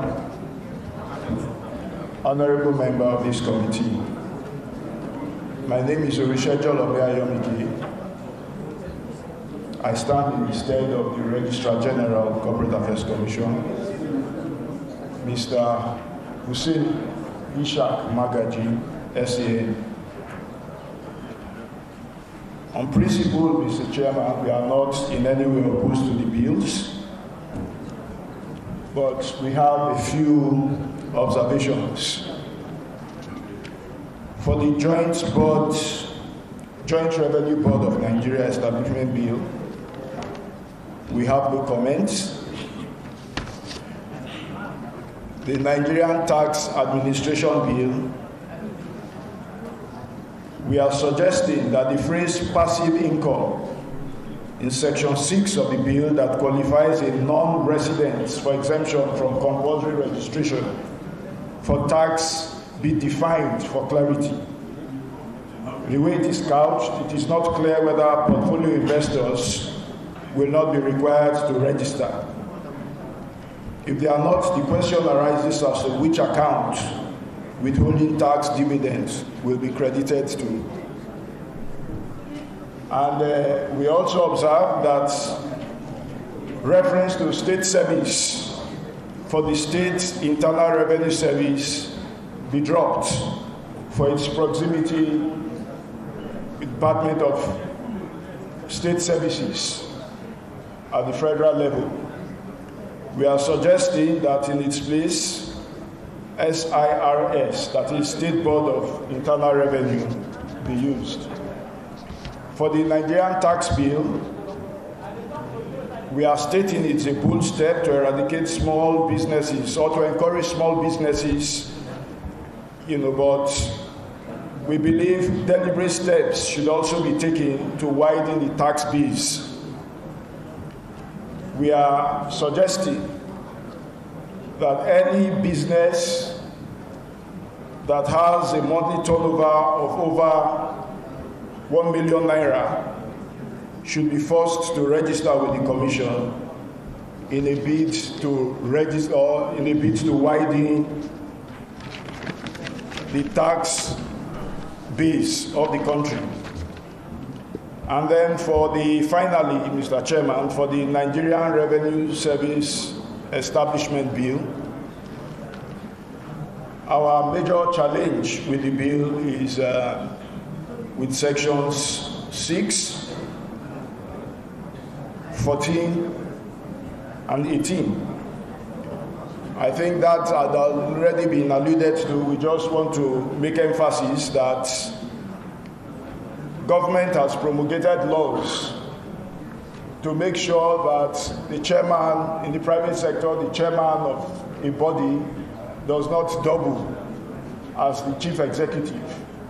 But in this case, the chairman of the board, the chief executive of the board, the chairman of almost every committee is vested in one entity, and you are wondering why in the private sector this dichotomy is made, but in the private sector, in the public sector, it is, Mr. Chairman, sir, I come under your protection. The way the chairman of the Federal Human Rights Revenue Service is looking at me.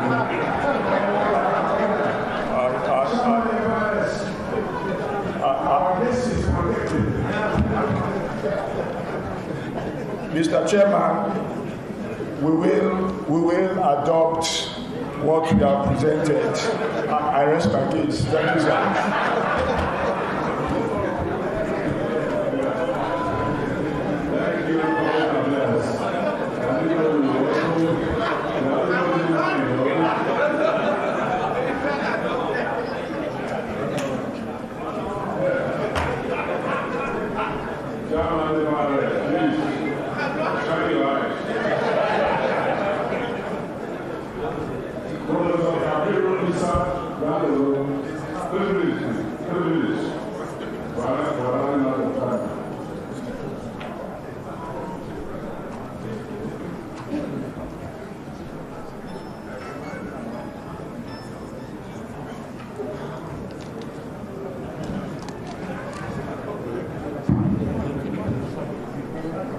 Thank you, Mr. Chairman. The memo I submitted is on some gaps that I discovered in the tax reform bills. We expect our tax system to encourage voluntary tax compliance. We expect the tax system to ensure narrowing the gap between the rich and the poor.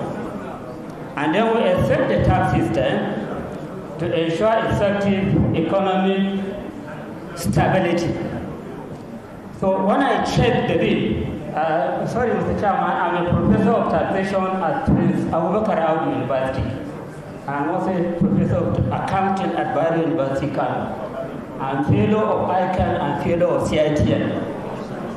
So having gone through the bills, I discovered that our members of the National Assembly should be advised as to the need to insert some taxes in the bill. We have been talking about expunging this, removing that. So I'm coming now with some taxes that should be inserted into the bill for balancing of the system for it to assist in achieving the four purposes of taxation. As it is now, Mr. Chairman, I'm very afraid that if we leave it with this gap, at the end of the day, you pass the bill into law, and the law will not make the required impact for narrowing the gap between the rich and the poor, for ensuring economic stability, and for generating heavy revenue needed to replace too much borrowing that we are making in this country. The first one in my memo is on the need for presumptive tax regime to be made very elaborate. I did research on about 30 different countries that have presumptive tax regime. And if you look at their law, they made a lot of specification on circumstances that may lead to considering a taxpayer for presumptive tax. That the method, about 10 methods are there for presumptive tax. And then how the fund generated through presumptive tax is to be utilized. So it will amount to service for tax, which is a philosophy that encourages voluntary tax compliance anywhere. So I discovered that there's only one provision, just one paragraph, section 36, subsection 6 of Peter was lifted into part 2, chapter 2, part 7, section 29 of the Nigerian tax bill. That is the only provision on presumptive tax. It's just a clear statement that if the income of a taxpayer cannot be accurately assessed, that taxpayer should be considered under presumptive tax regime. That's all. And then they say the regime should be institutionalized by the minister, which supposedly they are referring to the Minister of Finance. So I am of the view that that issue of presumptive tax should deserve a chapter of its own. If you specify the method, specify those that are qualified for it, how much should be paid, etc., and any other issue. And how will make it acceptable for micro, small, and medium enterprises. You just negotiate, and then you agree as to how much the group of entrepreneurs to pay. And then you open a register for them, then they enter revenue service, so that they feel that they are captured in the tax system. So it's not the best to just say that 90% or 95% of people are taken out of the tax rate. The best. The best. Everybody should be proud that he is paying tax. Even if it is 100 naira per month I'm paying, I will look at the honorable and say, you are paying 1 million, we are all taxpayers. As you clear for a good governance to be put in place, I can also do that because I pay tax. So the chairman already said I have detailed explanation in the memo. I'll go to the other issue. The other issue is on taxing the rich. I checked through the list. The bill I have not seen taxes that are specifically targeted at the rich. Just like it happened in different other countries, including US, UK, etc. There they have transaction taxes on currency exchange, on the security exchange. When you buy shares or you sell shares, immediately they capture it and they tax both the buyer and the seller. That's what happened in other countries. So these taxes are not there. Even property taxes have not been clearly spelled out as to who and who should pay and how much should be paid. And then luxury taxes are not there.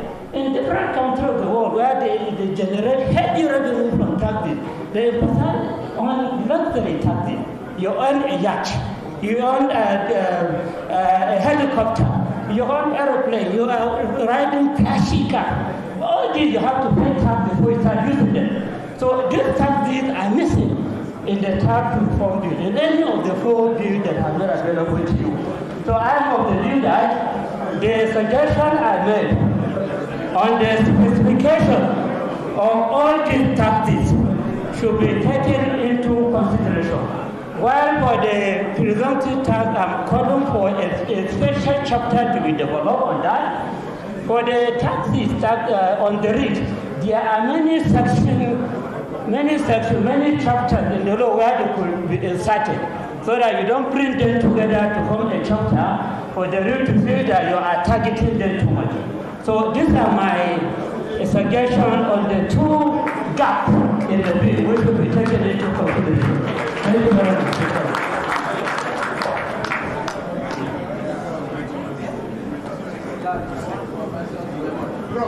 Thank you very much, sir. So, pay according to your word.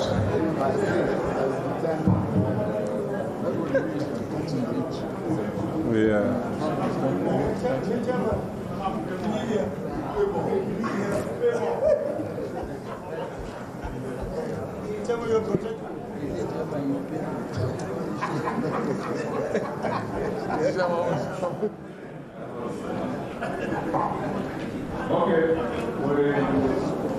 Budgets.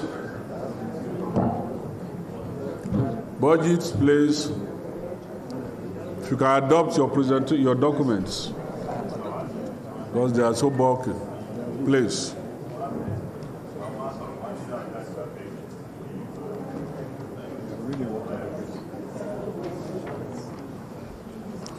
This one. Mr. Chairman, honorable members, senior government officials, ladies and gentlemen, I bring you greetings from the Budget Foundation. I am Bagalapwa. Mr. Chairman, very, very quickly, because of time, I will just speak to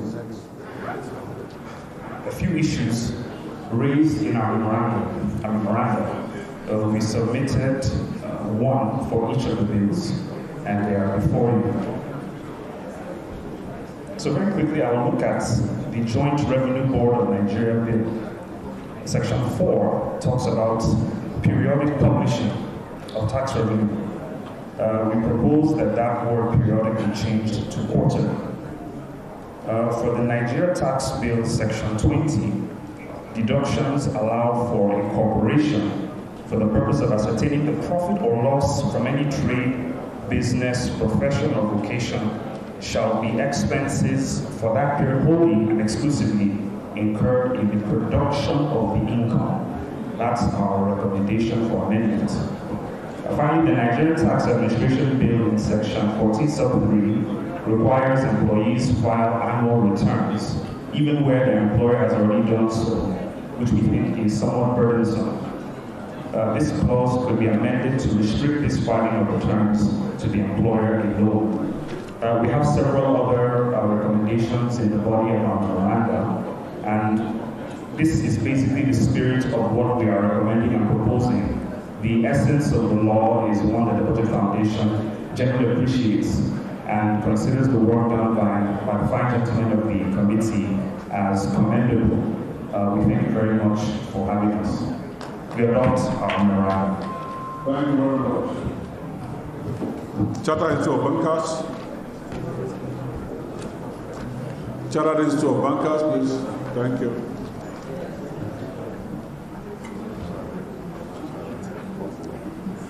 After that, we'll go to Nigerian Investment Promotion Commission.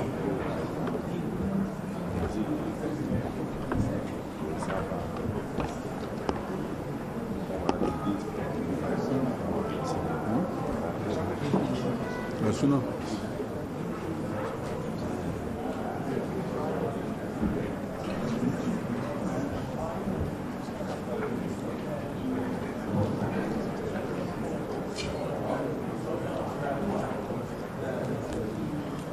Am I okay?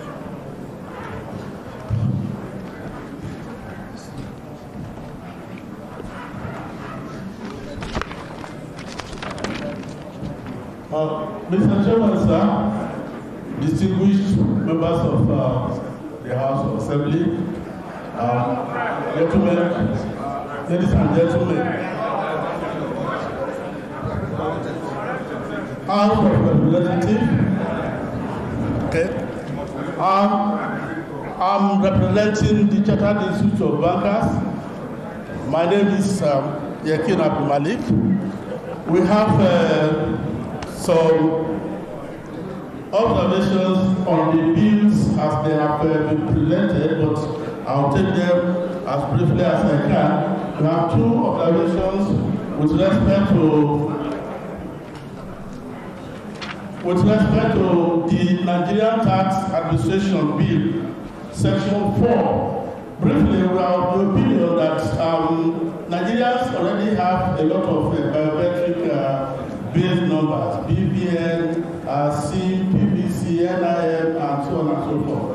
That a new registration, tax registration, may not necessarily be advised. We can leverage on just one or two of those. Two, corporate entities already have unique registration numbers, so why would they need to have additional registration, tax registration numbers, which might be increasing the cost of administration on them? With respect to the Joint Revenue Board Establishment Bill, we also have this observation. Section, that's third schedule, section 4, sub 2.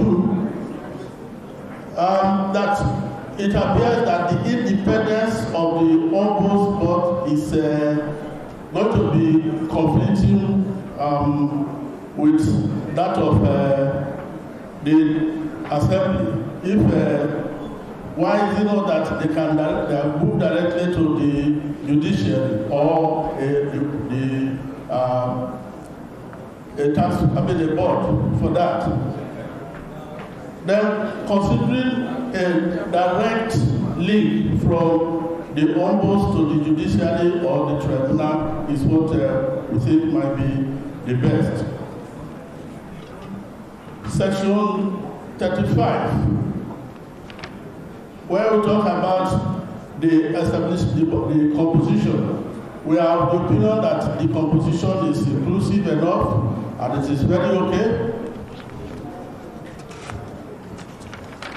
Except that we think that advisory capacity of private sector units would be required, either as a part of the board or as an advisory capacity. With respect to section 23 sub 10, we are of the opinion that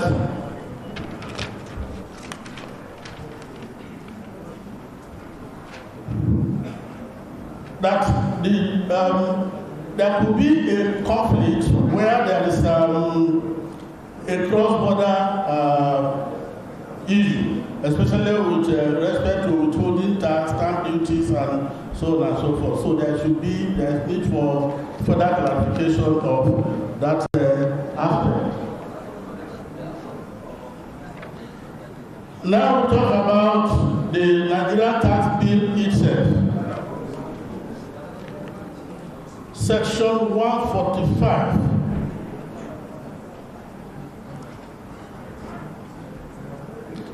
As the bill as it is, if it is passed, banks are likely to face a problem of compliance as a result of, especially cost of VAT, and we are assuming that VAT increase at this point in time may not be advised, especially if the economy can be improved upon, so that it is the volume of VAT rather than the tax rate that should be of consideration. The Institute is also very comfortable with section 56 that relates to, or that at least gives the fact that the measures, proceeds from measures will not be taxed, as well as that losses will be allowed for carryover, so that the major costs will not be borne by or not be taxed.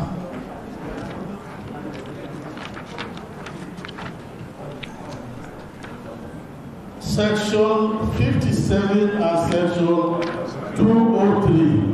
We have our major concerns here. Here we're talking about multinational corporations.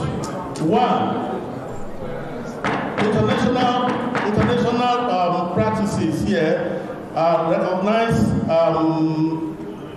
taxes on the BEPS for multinationals only. But in Nigeria, we are talking about some other larger corporates. Secondly, the threshold for taxation as for OECD is 750 million pounds, which is about 1 trillion. So we are of the opinion that the threshold for taxation in Nigeria is a little bit too low, and this may discourage foreign entrants into Nigeria. And if you are looking for how to become more competitive, this aspect should be please looked into.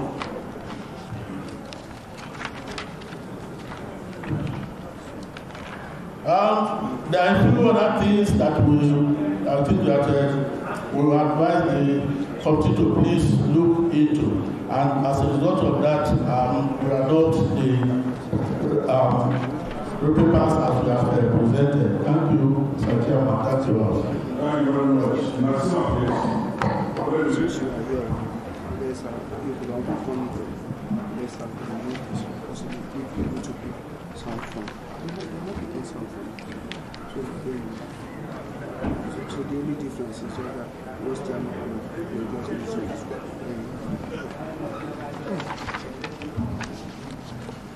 Mr. Chairman, first of all, I sincerely apologize for not being present earlier. My name is Dele Oye. I'm the National President for Nigerian Association Chambers of Commerce, Industry, Mines and Agriculture. We've submitted our observations and comments on the bill in two parts.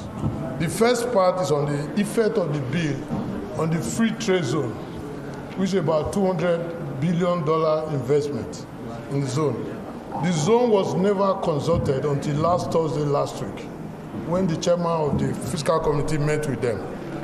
Also, the impact of the bill on the free trade zone is the removal or the repeal of Section 8 and Section 18(1) of the NEMSA and OXA Act. Those two sections were the basis for the investment within the zone. All the incentives were completely removed. And these were removed, and the offending section is Section 198(2) and 198(3) of the 2024 tax bill. And also the clauses in Schedules 3, 4, and 5 on the second schedule. All these are the clauses that we're talking about. Section 57, which is even the most dangerous one, makes all companies in Nigeria, whether in the free trade or outside free trade, to pay a minimum tax of 15%. This completely removes our competitiveness. And the current status of the zone is that only 2 out of the 50 zones we have in Nigeria are owned by the federal government.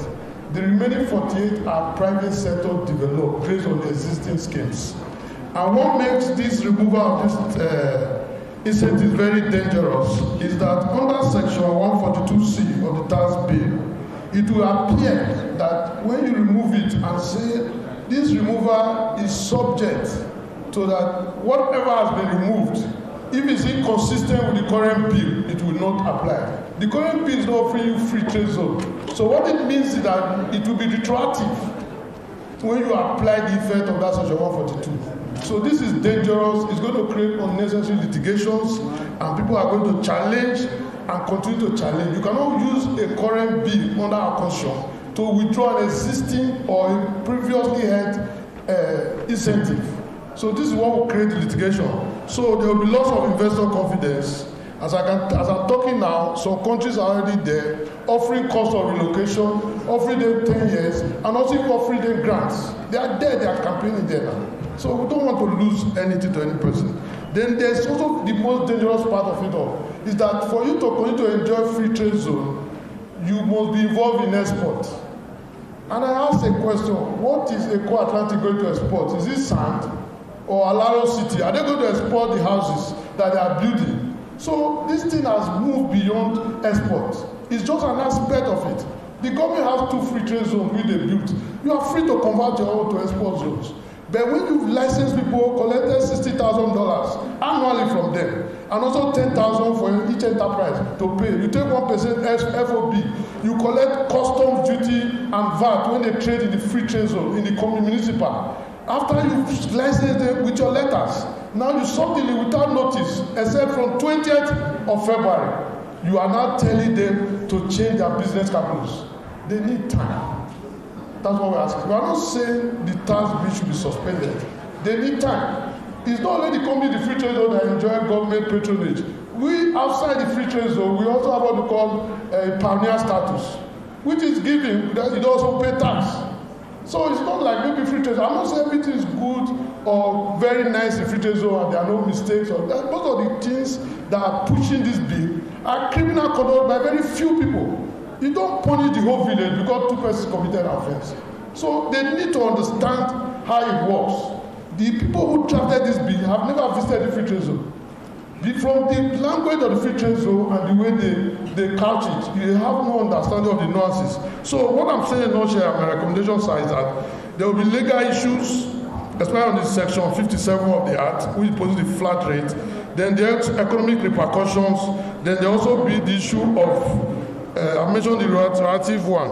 And our recommendation is that they should be given some time to change their business model and calculus and avoid unnecessary litigation. The second option is to suspend any portion of this bill as it affects the free trade zone and allow us to amend that law for it to suit our purpose. If we want it to be export, people have always been talking about Morocco. What happened in Morocco is an investment by Renault because of location. So most of the vehicles go to Europe. We are not in Europe. We are not in contiguous relationship with them. So we should stop using things that does not affect us or apply in our situation. So and the second situation, which is the part 2 of my submission, sir, is on the general position of the bill. The bill applies to all of us. There are the ambiguous position under section 4.3 and 4, which this seems to raise the issue that they are going to tax money with executors.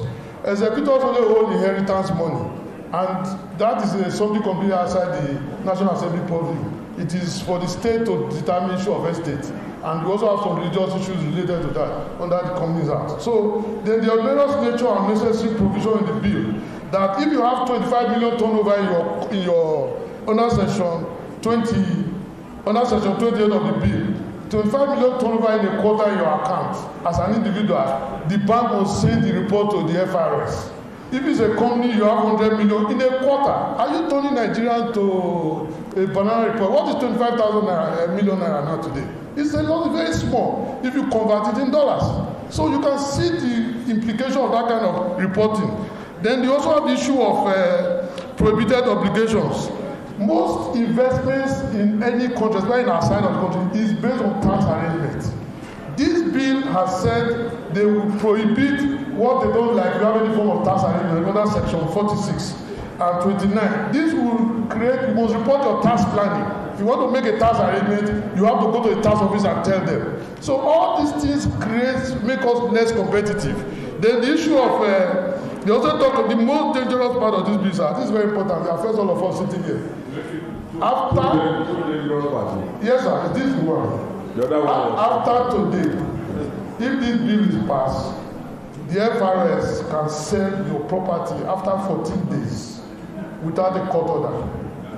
But if it's not a landed property, it's written under section 60. It is only landed property they say they will need a court order. Not only will they sell, they will also collect change for expenses.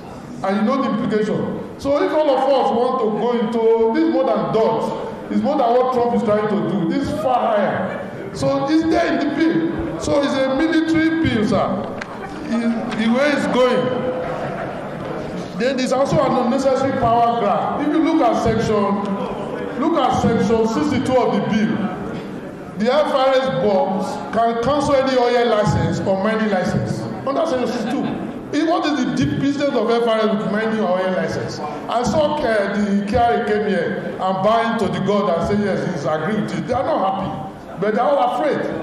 So this is not necessary. Then the language of the bill is a complete military language. All those whatsoever supremacy of the bill. In fact, it's as if the bill want to challenge. In fact, it has challenged our constitution. So if you look at section 68, 63, section 141, section 202, all of them speak the same language of supremacy of the bill to anything against any other bill. This is our military terms, and it should not be acceptable.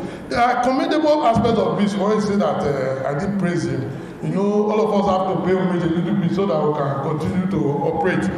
We are very grateful for the aspect of being dealing with, you are going to digitize the process, you are going to give advance ruling. But the advance ruling you also gave, you said you are going to withdraw it without notice. So it's not a gift after all, if you can withdraw it without notice. These are all provided in section 69 and 70, 73. Then the issue of agency, the agency should be resident within geographical limits. Or else someone you can't have several agents fighting over the same client. So let's find a way to do that. Then the issue of informers' rewards. If we go to our home now in village, we don't give your junior ones money, they will count the cash you brought and report to the FRS. And there's even no limit on how much they will pay them. If it should be a percentage decided that, if it's going to be 5% or 10%, you say so. That is section 67 of the bill. Then legal proceedings. In section 81 of the bill, it says if they are after you, even if you are in court, it will not affect them, the work they are doing. unless there's a court order. So this is access to justice, and we know that constitution this cannot work.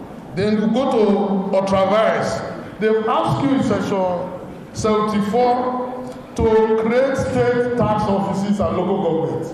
The National Assembly does not legislate for other tiers of government. They have their own independence, and this shows the quality of work that went into this. Maybe they had a youth corporate lawyer working with the accountants that drafted it. Maybe it would not have resulted in this type of problem we're having here.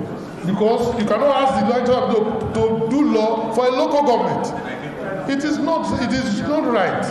So then the issue of criminalization, this bill is almost like a criminal tax bill. If you look at section 95 to 103, for every action or no action, there is a criminal sanction. And all these things are not necessary. It doesn't create an investor-friendly environment.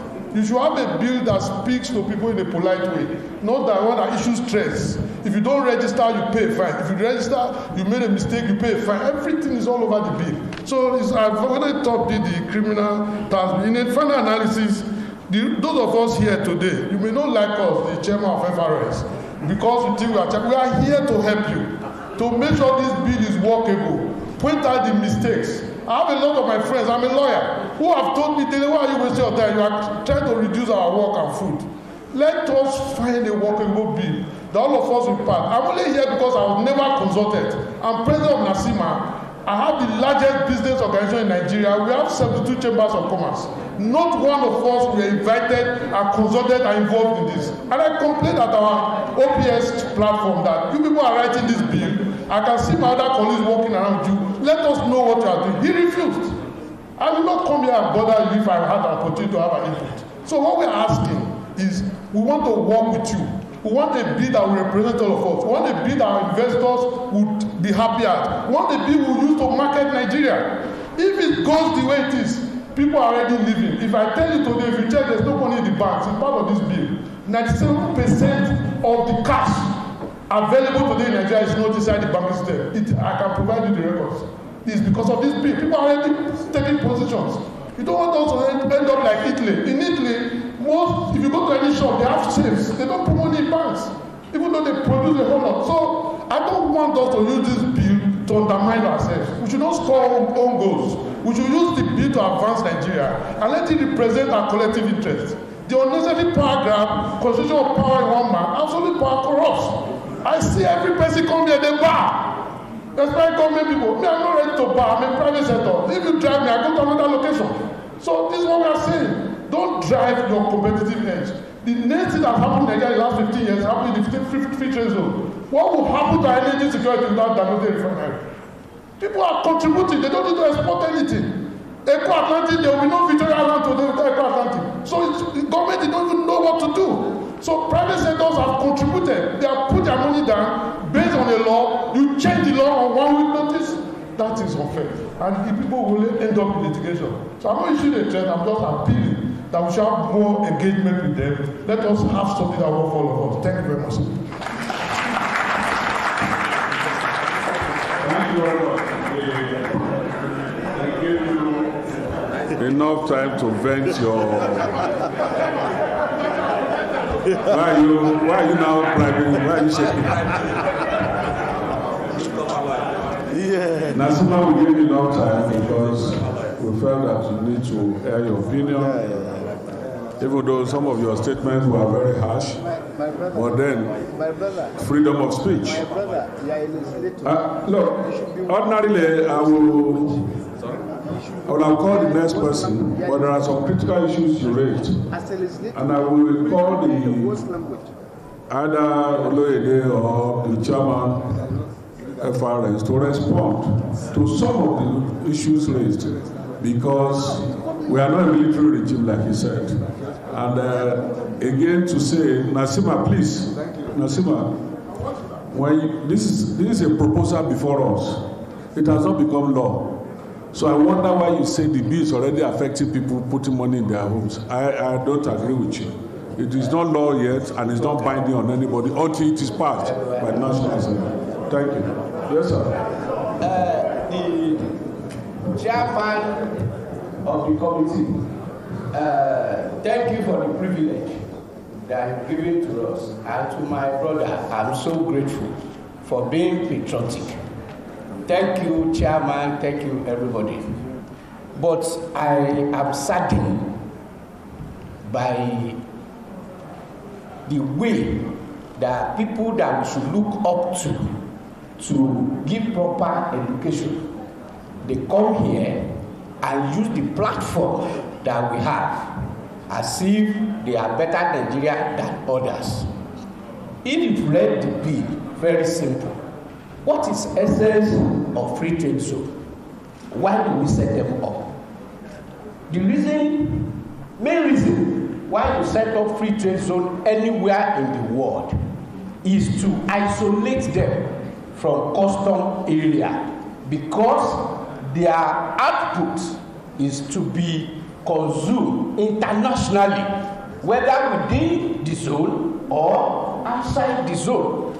So the concept behind it is not investment, no. It's for us to set up that system so when they produce, whatever they produce, whether service, whether product, is competitive with their international competitor. So as a result of that, don't involve them in your local taxes, your local duty, or your local law. That is essence of economic free zone anywhere in the world. You have Eco Atlantic, they are building high-rise, which they believe it is consumed internationally. And because they want to involve money that stay in New York, that stay in Dubai Hill, to get the same benefit. Like if you stay in free trade zone in Nigeria, say don't harass them with Nigeria taxes because they are in a zone that does not interact with what happens in Nigeria. That is law. For those that do products, you are doing sugar, you are doing boots, you want to export it outside Nigeria, go and do it. Don't include Nigeria law, Nigeria tax on those products. And when you export it to anywhere, it will have the same price as the one that is done in America, in Togo. That is the law. That is why we gave you license. If you read your law, go and find out that all these things is allowed as long as it's within your economic zone. And I give you a typical example. We have houses in all our house. When you get to your bathroom, you don't wear clothes now to bath. That is because your bathroom is your house. When you decide to come and see visitor in your living room, do you go there naked? And you say, because in my house, the bathroom, I must not wear clothes, and this also is in my house, and I want to go and see my visitor, and then you go naked. And we now ask you that you may decide to leave your bathroom and come and see us at your living room, despite the fact that it is your house. Please don't come naked, because when you come, people will run away. And you are now saying that if you say that, people will go to court. The law is very clear, and this is what we've told you, and that's what I'm saying. And you say people are afraid of us, are afraid of us. No, if you follow law, you don't need to be afraid of us. And we said that you produce in free trade zone, anything you sell to custom area above 25%, we gave you liberty of 25%. Though the law says that when you produce there, you should export. But when you decide for any reason, whether there is scarcity or any reason, you want to sell, you can sell to the tune of 25% in custom area without any taxes. But any day you sell beyond that 25, you will be subjected as if you produce it within custom area. And why and how do we do that? Take for instance, you are a rice producer or you are boot producer. Because in free trade zone, you don't pay 7.5% tax, you don't pay duty, you don't pay anything. The cost of producing a boot in free trade zone is 10 naira. Me, I'm producing the same tissue in custom area. Because I pay 7.5% VAT, I pay duty, I pay all other local tax, the cost is 25 naira. Now, the selling price to the same Nigeria, if you decide to sell, if you are exporting your 10 naira cost goods to Ghana, to Togo, to anywhere, it's okay. But when you want to come and sell in Nigeria, you said I should fold my hand. You produce your own goods because you don't pay tax as 10 naira. You come to custom area, you sell it at 15 naira. The person in custom area that is paying us taxes that we are using to do the road, to provide the electricity, to do all those things, has produced his own at 25. You come to cut the market and you are selling at 15. So if how can the person that is doing what we need will compete with you? We now say that if you want to come, we don't say you should not come. But when you are coming, you have to pay taxes.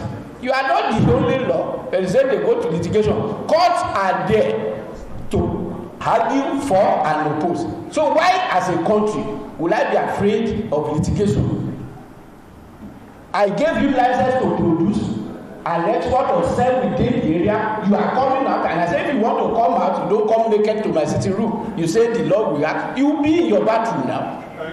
So now, just to clarify, and this is the point. So when they say, and the company will go, and I told you, and I tell all the investor and everything, and then I'm saying it openly, tell me the country that is developed based on the gift or the investor that come, except when you have a policy that allow homegrown economy. How can 200 million people think that, okay, and I can give you data, since 50 years we set up free trade zone. I know our exports before export trade zone. I know our exports after we set them up, and I have the data for all of them. So they set up, I don't want to use categorical words for them, because the only tools, and I repeat, to validate whether you sell outside or not is to ask all of you to go and bring your remittance from CBN. You will see that all of them will run. So we will not,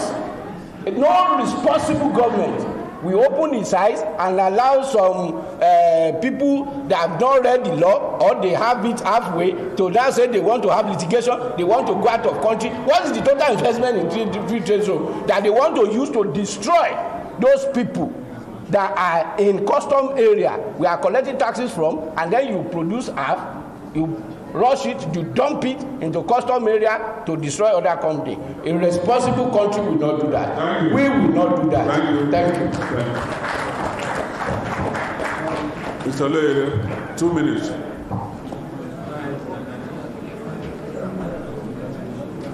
Please don't come naked.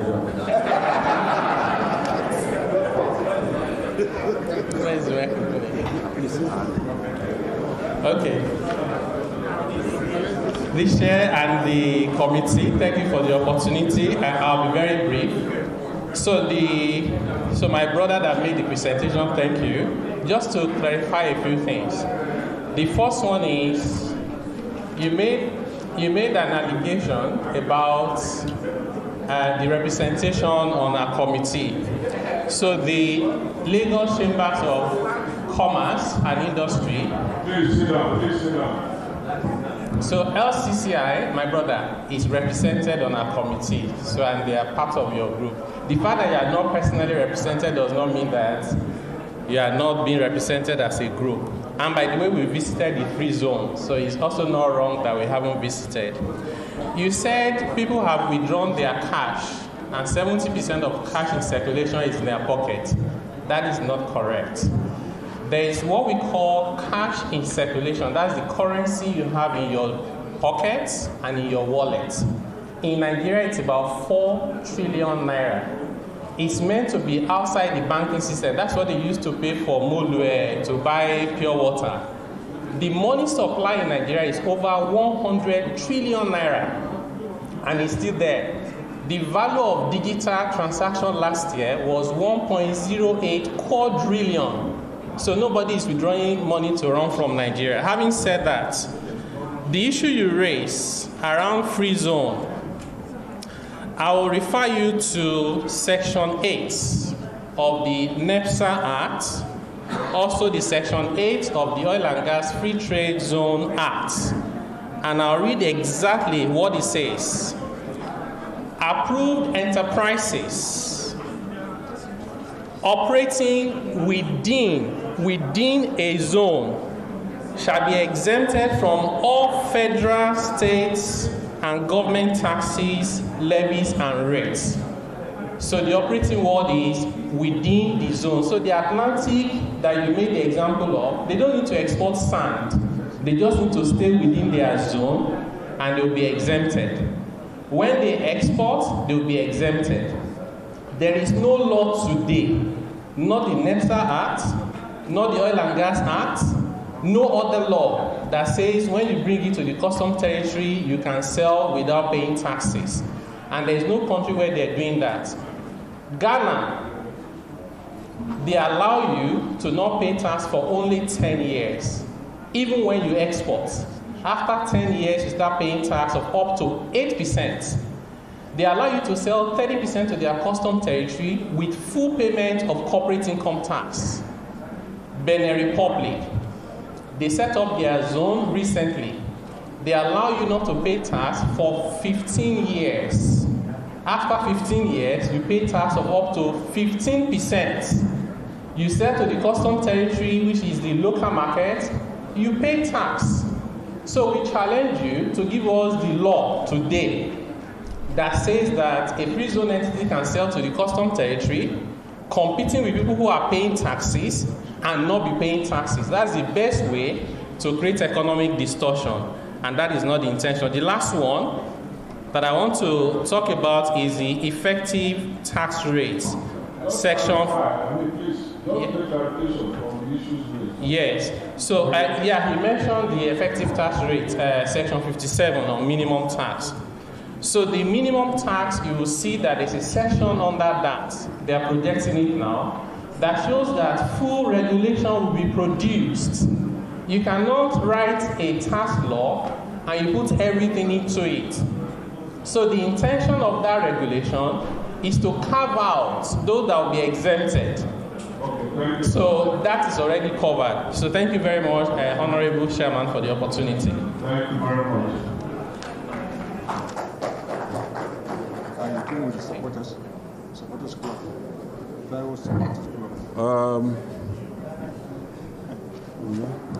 Manufacturer Association said they want to say something.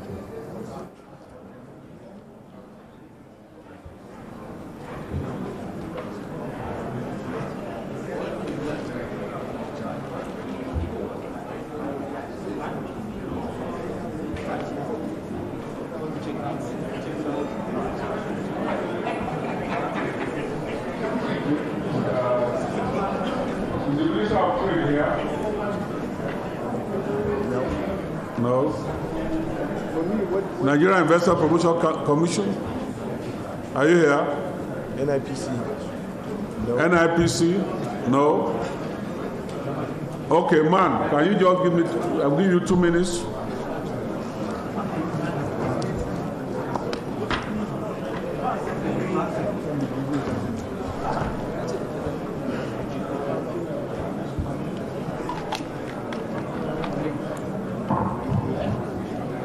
Thank you so much, Honorable Chairman, for the opportunity.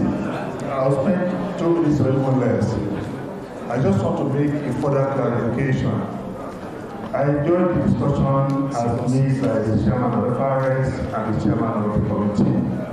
But even though manufacturers have additional concern to that, the foreign privilege that is leaving that they can export to custom territory even should be restricted.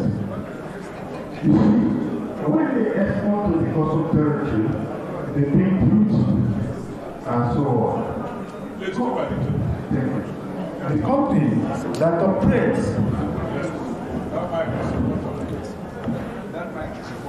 Okay. Use the one you are using, That company that operates within the outside within the custom territory pay more than what custom will charge or FRS will charge. I think there's a need to clarify what you mean by custom. I'm just clarifying. Custom territories are companies that are operating within Nigeria who are not within the free trade zone. Companies that operate within Nigeria outside free trade zone suffers a lot of taxes, infrastructure deficiency, logistics problems, and numerous multi-taxes that those within the free trade zone will not suffer. They only pay what is gazetted, maybe FRS charges, custom duty, and that will be all. So in no way will the goods sold outside the free trade zone compared properly with this one. It will still be cheaper than those produced outside the free trade zone. So they will suffer and suffer. And that is why they continue to improve their business over there and drop it outside the free trade zone. Thank you very much. So we restrict it to 35%. All the goods that will come to outside free trade zone. Thank you. Thank you, Honorable. League of Northern Democrats. League of Northern Democrats.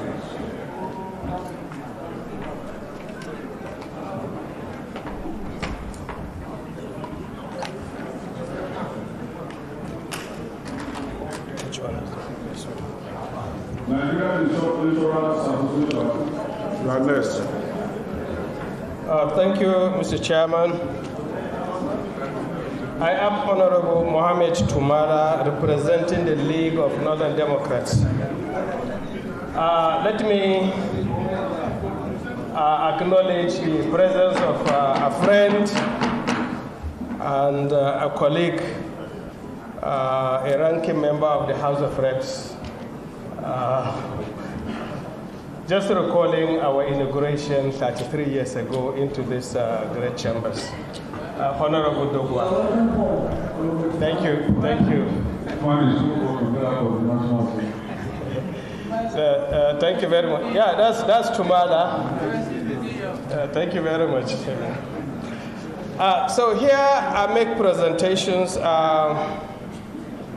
Mr. Chairman, we see the need for these reforms. We have taken our time to examine these reforms using people-oriented criteria. And we therefore come with very, very specific recommendations on 3 of the bills. 1, the Nigerian Revenue Service Bill. Mr. Chairman, sections 6 and 7 tends to create for Nigeria a single cent, an individual that will manage, collect, manage, and account for the resources of this country. I'm referring to the Chief Executive Officer of the proposed Nigerian Revenue Service, being not only the Chief Executive, but also the Chairman of the Governing Board. This, we think, is against the principles of transparency, accountability, and effective corporate governance. Indeed, we are here for this hearing because of checks and balances. Okay, thank you very much. Because of checks and balances, we have the legislature, the executive, and the judiciary. We recommend that these 2 roles should be separated. May I move to the Tax Administration Bill? Here, Mr. Chairman, we have observations as far as Section 77 is concerned, linked to Section 143. Section 77 provides for the distribution of VAT. This has elicited very wide discussions across the country. While we were looking at this section, Mr. Chairman, we looked at the distribution of VAT to local governments in Nigeria in October 2024. During that period, 54.35 billion naira was distributed to 768 local governments. This excludes those in the FCT. Of that amount, Mr. Chairman, 43 local governments from Rivers and Lagos shared amongst themselves 74.4% of that total, leading to 40.4 billion. Yes. And looking at the share or the average distributed to the local governments in these two states, in Lagos, the average was 1.5 billion per local government, while in Rivers, it was over $500 million. But Mr. Chairman, we have an average of only 1 million naira to local governments in Imo State, and we have just 3 million naira on average to local governments in Ondo and Osun State. This is very disturbing. It has fallen short of the expectations of the revenue allocation principles of our Constitution, particularly if we look at Section 16, subsection 2C. In view of that, we think that a very clear interpretation of the word derivation should be provided, and we have suggested an interpretation to be included in Section 143. And the definition we are proposing is that derivation, as far as VAT is concerned, refers to the location of VAT revenue collected to the point of consumption, which in reality bore the burden of paying the tax. So from all indications, the current approach and definition of VAT is linked to production, but VAT is a consumption tax. Sections 82, 84, 87, and 90 of the same bill, Mr. Chairman, intends to establish an institution at the state level. We have a similar observation that the offices of the Chief Executive Officer of the State Inland Revenue should be separated from that of the Chairman of the Governing Board. May I now move to the Nigerian tax bill. And in the Nigerian tax bill, sections 4, subsection 3 and 4, attempts to provide for inheritance being taxable. We as a nation have had this attempt before. The Capital Tax Transfer Decree of 1979 was an attempt to charge taxes on inheritance, but that decree was repealed on account that this was against the teachings of particularly the two major religions in Nigeria. Subsequently, we are recommending that that section be expunged and an appropriate step be taken at the lower levels of government. Section 59, Mr. Chairman, this is very, very dear to us. It attempts to set a sunset date for very important institutions.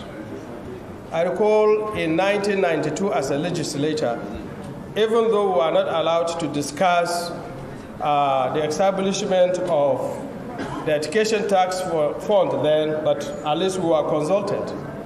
The TED fund was established as a result of very extensive research and discussions to be able to find alternative funding for the development of tertiary education in Nigeria.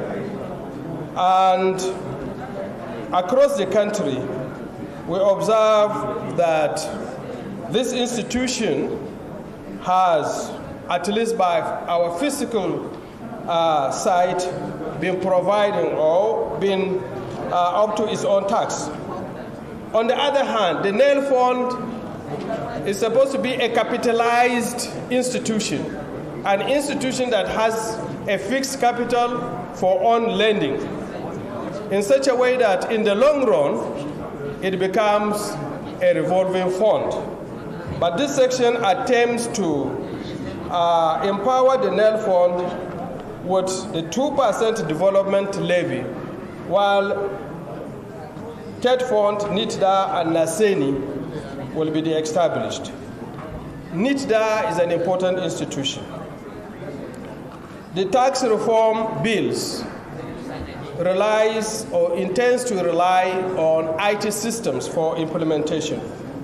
This institution will be very important in improving IT penetration in Nigeria.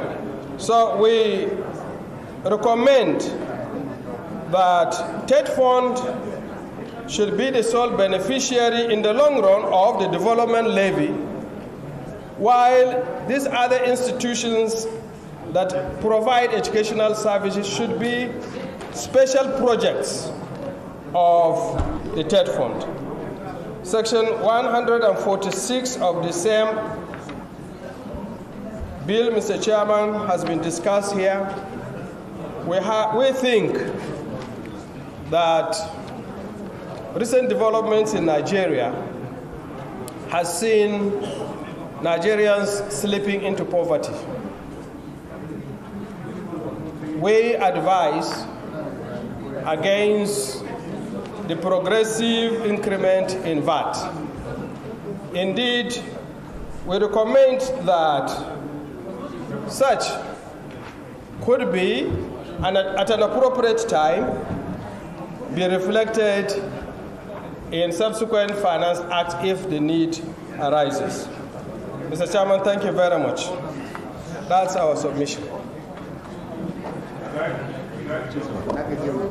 Thank you. We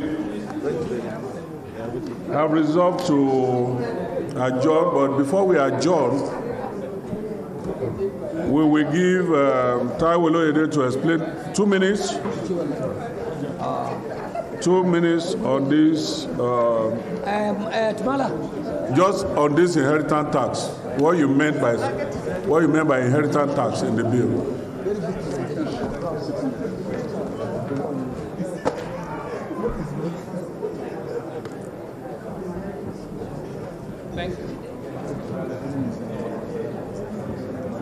Thank you very much, Mr. Chairman. So the section of the law that is being interpreted as introducing inheritance tax is section 4, subsection 3. They can just project it on the screen of the Nigerian tax bill. Now, this section on the screen is talking about family income. If as an individual, you own a property and you rent it out, you pay tax on your rent. But a family can also own a house and rent it out. Should they not pay tax? If we say they should not pay tax, I guarantee you, all the houses in Nigeria will turn to family houses and nobody will pay the tax. Income is different from inheritance. Inheritance is to do with assets, wealth, and cash. In accounting, when you say income, income is external to the family. It comes in from the outside. So this provision is not even new. It has been in our tax laws since independence. As we speak today, this provision is in the Personal Income Tax Act, Section 2, subsection 5, and I'll quickly read if you permit me. It says, in the case of income of a family recognized under any law or custom in Nigeria as family's income, in which the several interests of individual members of the family are indeterminate or uncertain, tax may be imposed only by the territory to which the member of that family customarily receive that income. So what is this one saying? if you have family income and you can tell us it belongs to the father or the son will pay the tax. But if you earn family income and you cannot attribute it to any member of the family, then we would impose tax on that family. In fact, there's a tax on villages, there's a tax on communities. You can have a community town hall and you're renting it out. You need to pay tax. So this provision is not new, number one. Number two, is not in any way introducing inheritance tax. Otherwise, this law was already in place when in 1979, the military introduced inheritance tax. If this was sufficient, they would not have introduced another law to impose inheritance tax. And in 1996, that capital transfer tax that imposed inheritance tax was repealed. And we have not in any way, directly or indirectly, attempted to bring it back. And by the way, this is the income of the state, not the federal government. Why would we want to do that? And the use of the word may, the reason why you use the word may is that when you want government to do something, you have to say may. Because if you say shall, I can then sue government for not collecting the tax. You say may. But if it's an obligation of an individual taxpayer, you say shall. Because you find may everywhere when government needs to do something. Thank you very much, Honorable Chairman, for the opportunity.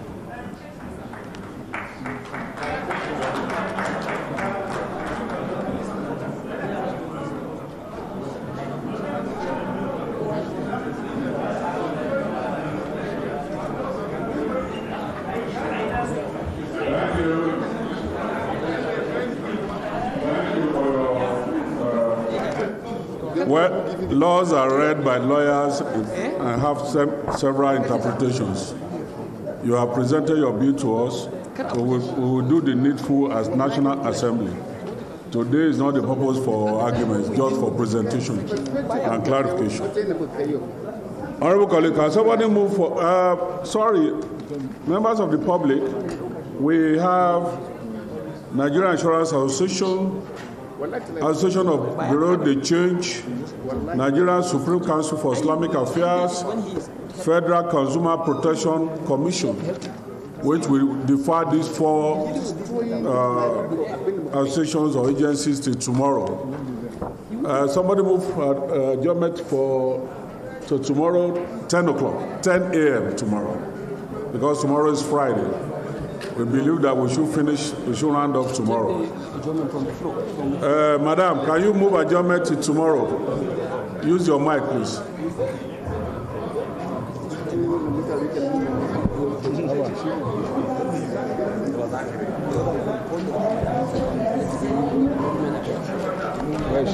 Where is she now?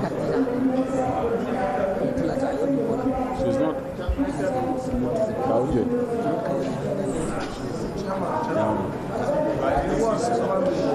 No. It's a woman. Oh, yeah.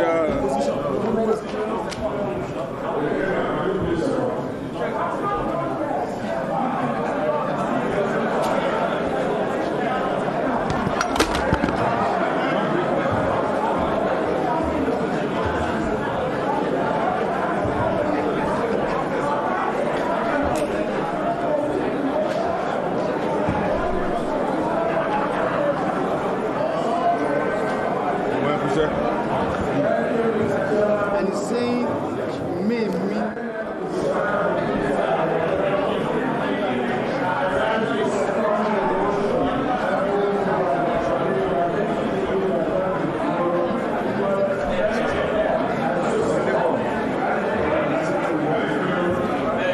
Colleagues and invited guests, this session is hereby adjourned till tomorrow, 10 a.m.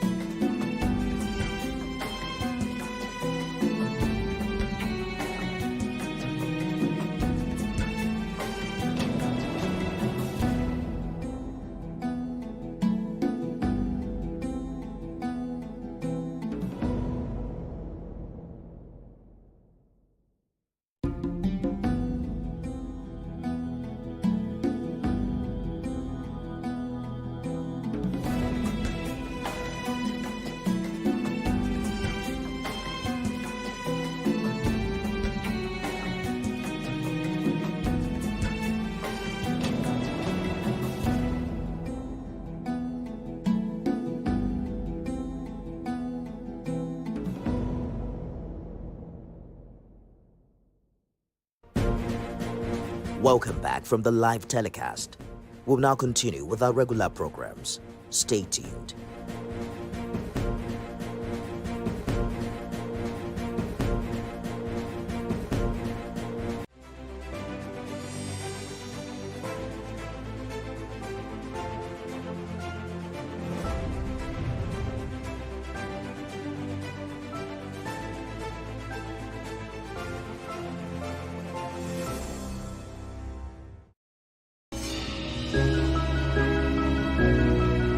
Sometimes it's the story that calls. At other times, the people just want to be heard. School, I need students, but I need teacher. Can't continue like this. Their voices re-echoing through time itself. We haven't done anything. If the tide is high, everybody run for safety. Their tears leave a sweet, sour taste for all. Their demands, a familiar call beckoning for change. In our world, no one expects a disaster to happen.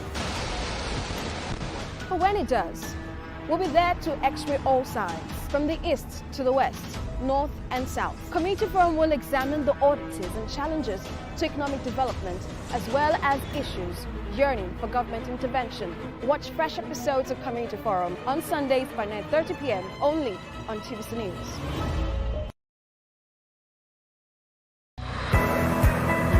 Business lives on the fast track of numbers. Business is a strange world where low numbers mean something different. And its currency are speed and time. Finding the open doors of Main Street is not just good business, it's the start of the business. Join us every weekend on Business Week.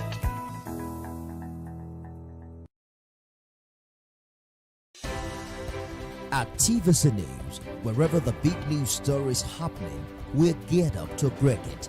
TVC News, first with breaking it.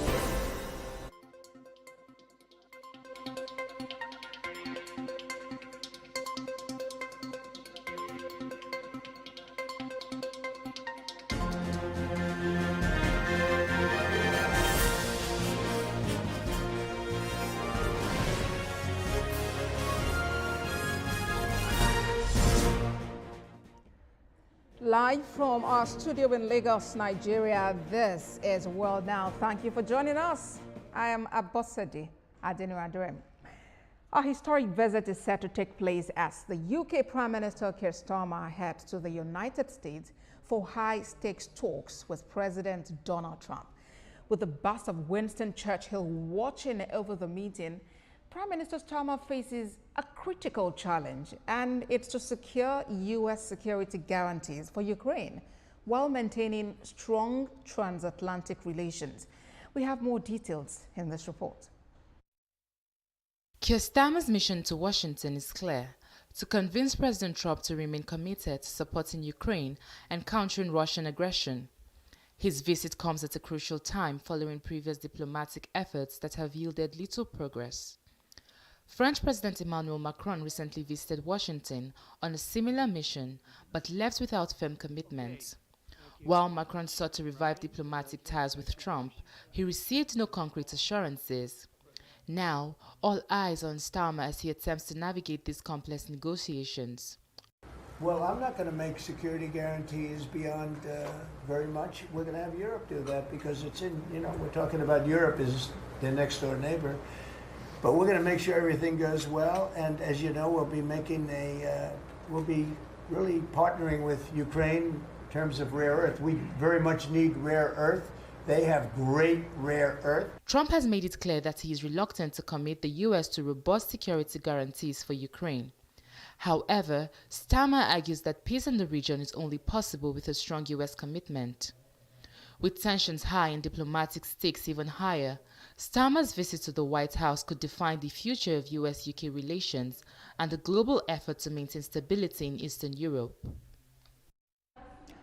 Well, journalist Francis Hughes joins me from Belfast in Northern Ireland for more on this. Good to have you join us on World Now. As it is, Emmanuel Macron has traveled this road but left without firm commitment.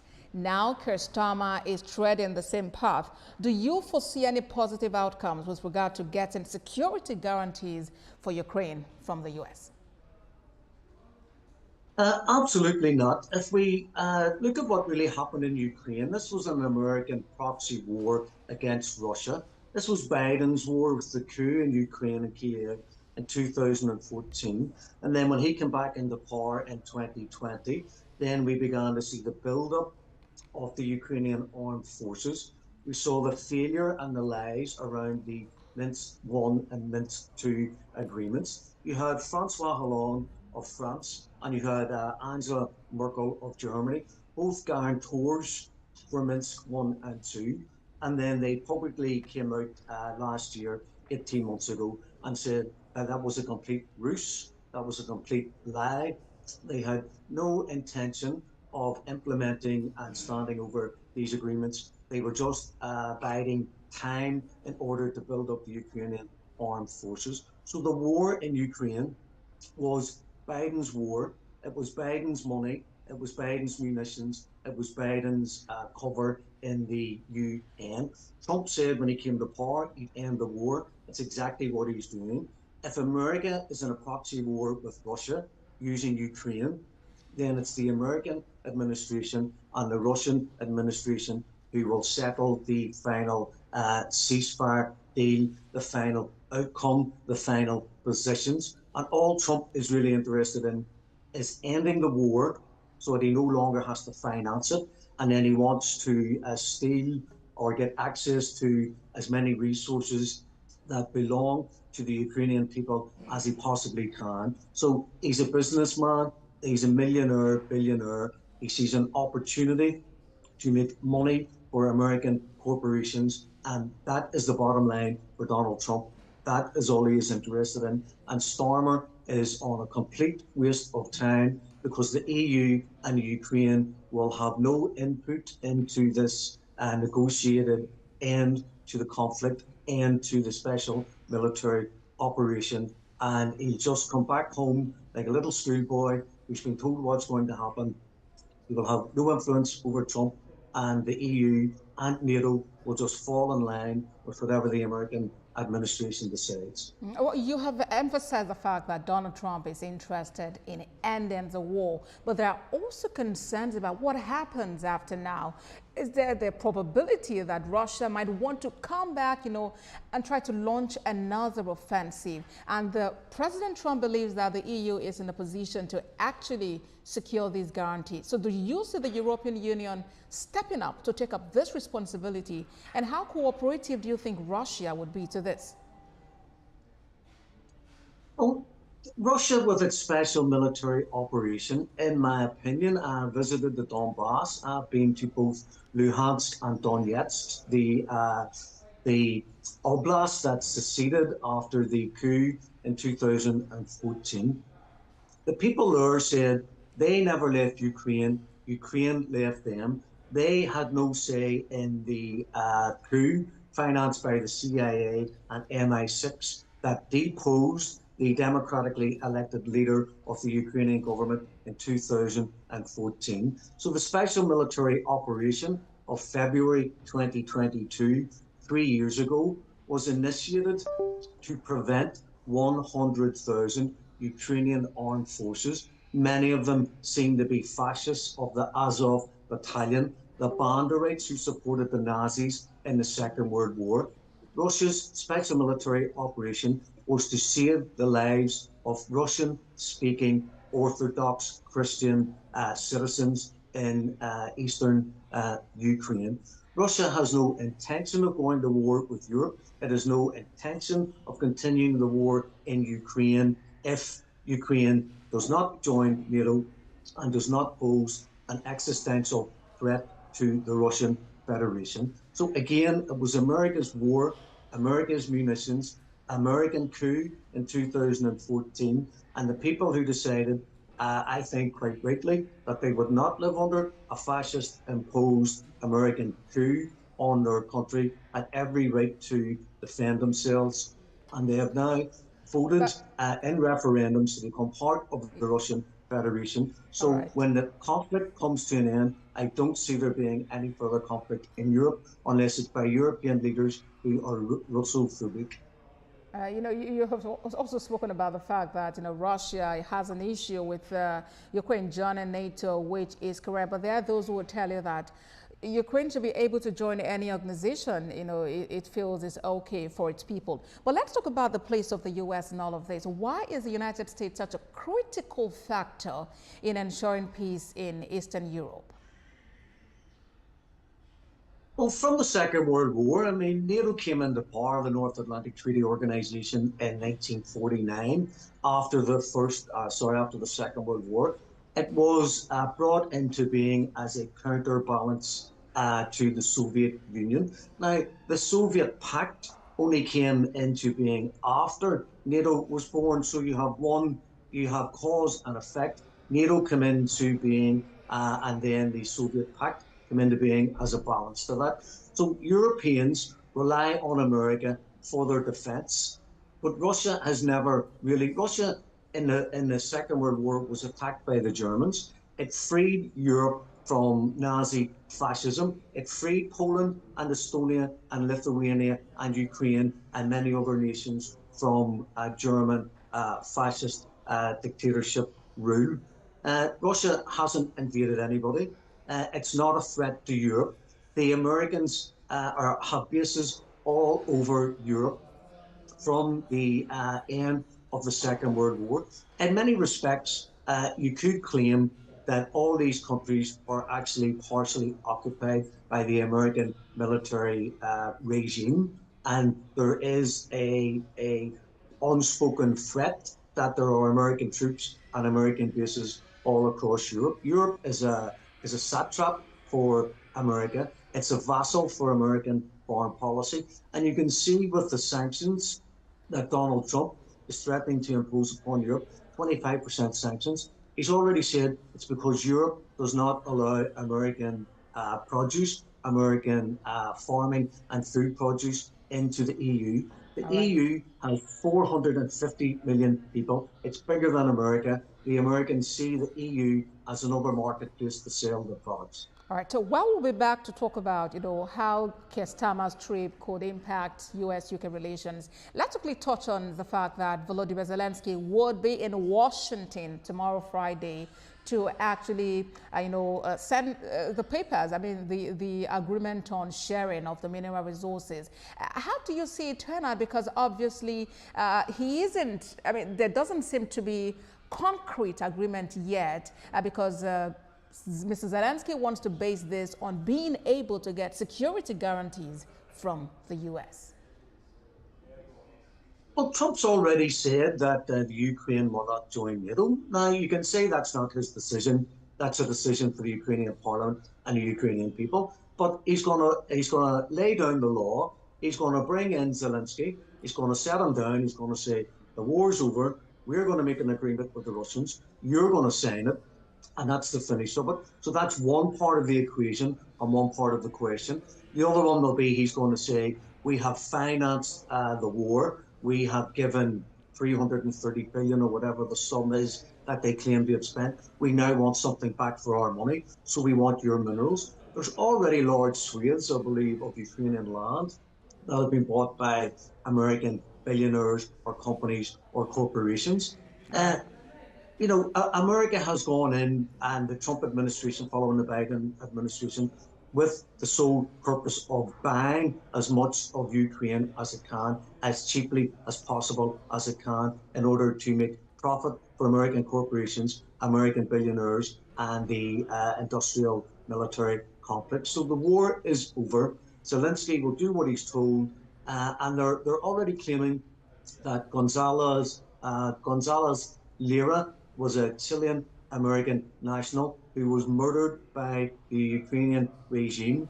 And both Elon Musk and Donald Trump have tweeted out that they potentially hold Zelensky responsible for the murder of an American citizen. All right, Mr. Hughes, you mentioned that the war is over. We'll wait to see how it turns out, really, because we still hear of shellings, coming from the Russian camp to Kiev. But thank you so much for talking to us. We'll wait to see the outcome from this crucial meeting that Keir Starmer will be having with Donald Trump later today. Francis Hughes joined us from Belfast in Northern Ireland. Thank you for your time on World Now.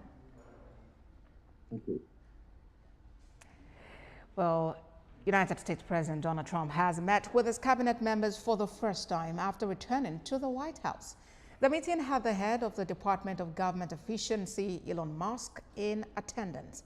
Also in attendance were Secretary of State Marco Rubio, Homeland Security Secretary Christine Noem, Defense Secretary Pete Hegseth, and Attorney General Pam Bondi, among others.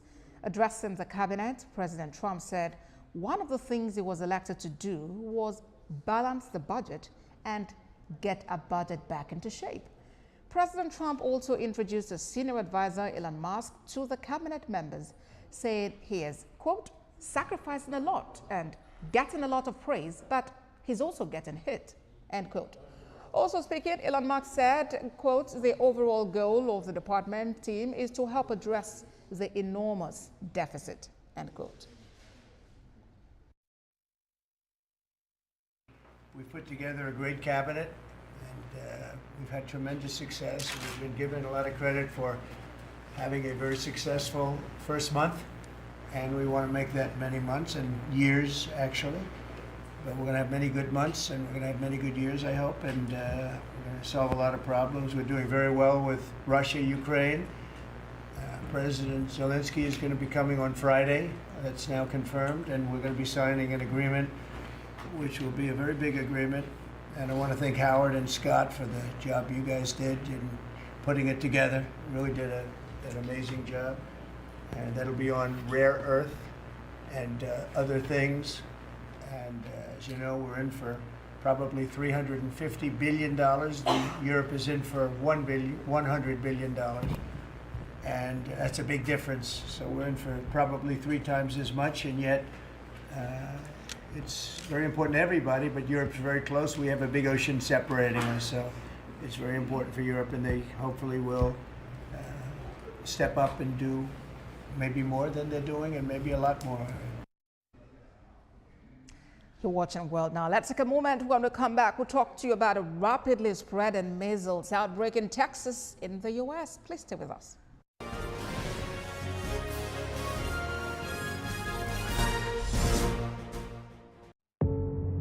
Doubt and fear doesn't occur at the canvas, it shows in the canvas. It shows the conation of raw earthen material slabbed, stroked, and molded at a pace provided by the doubt and fear. Every move way in the struggle of one to the other, merging the past to the present, brushstrokes of colors seen but not known. For when the wailing stops, the pieces settle down in abject beauty erected for a century of a century. Speaking, advocating, protesting as the arts are meant to be.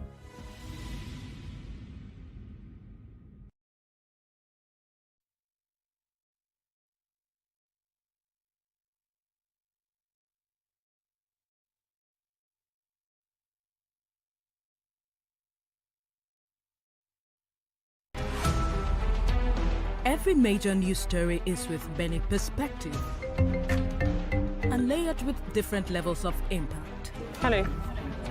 What time did this happen? We will be right there.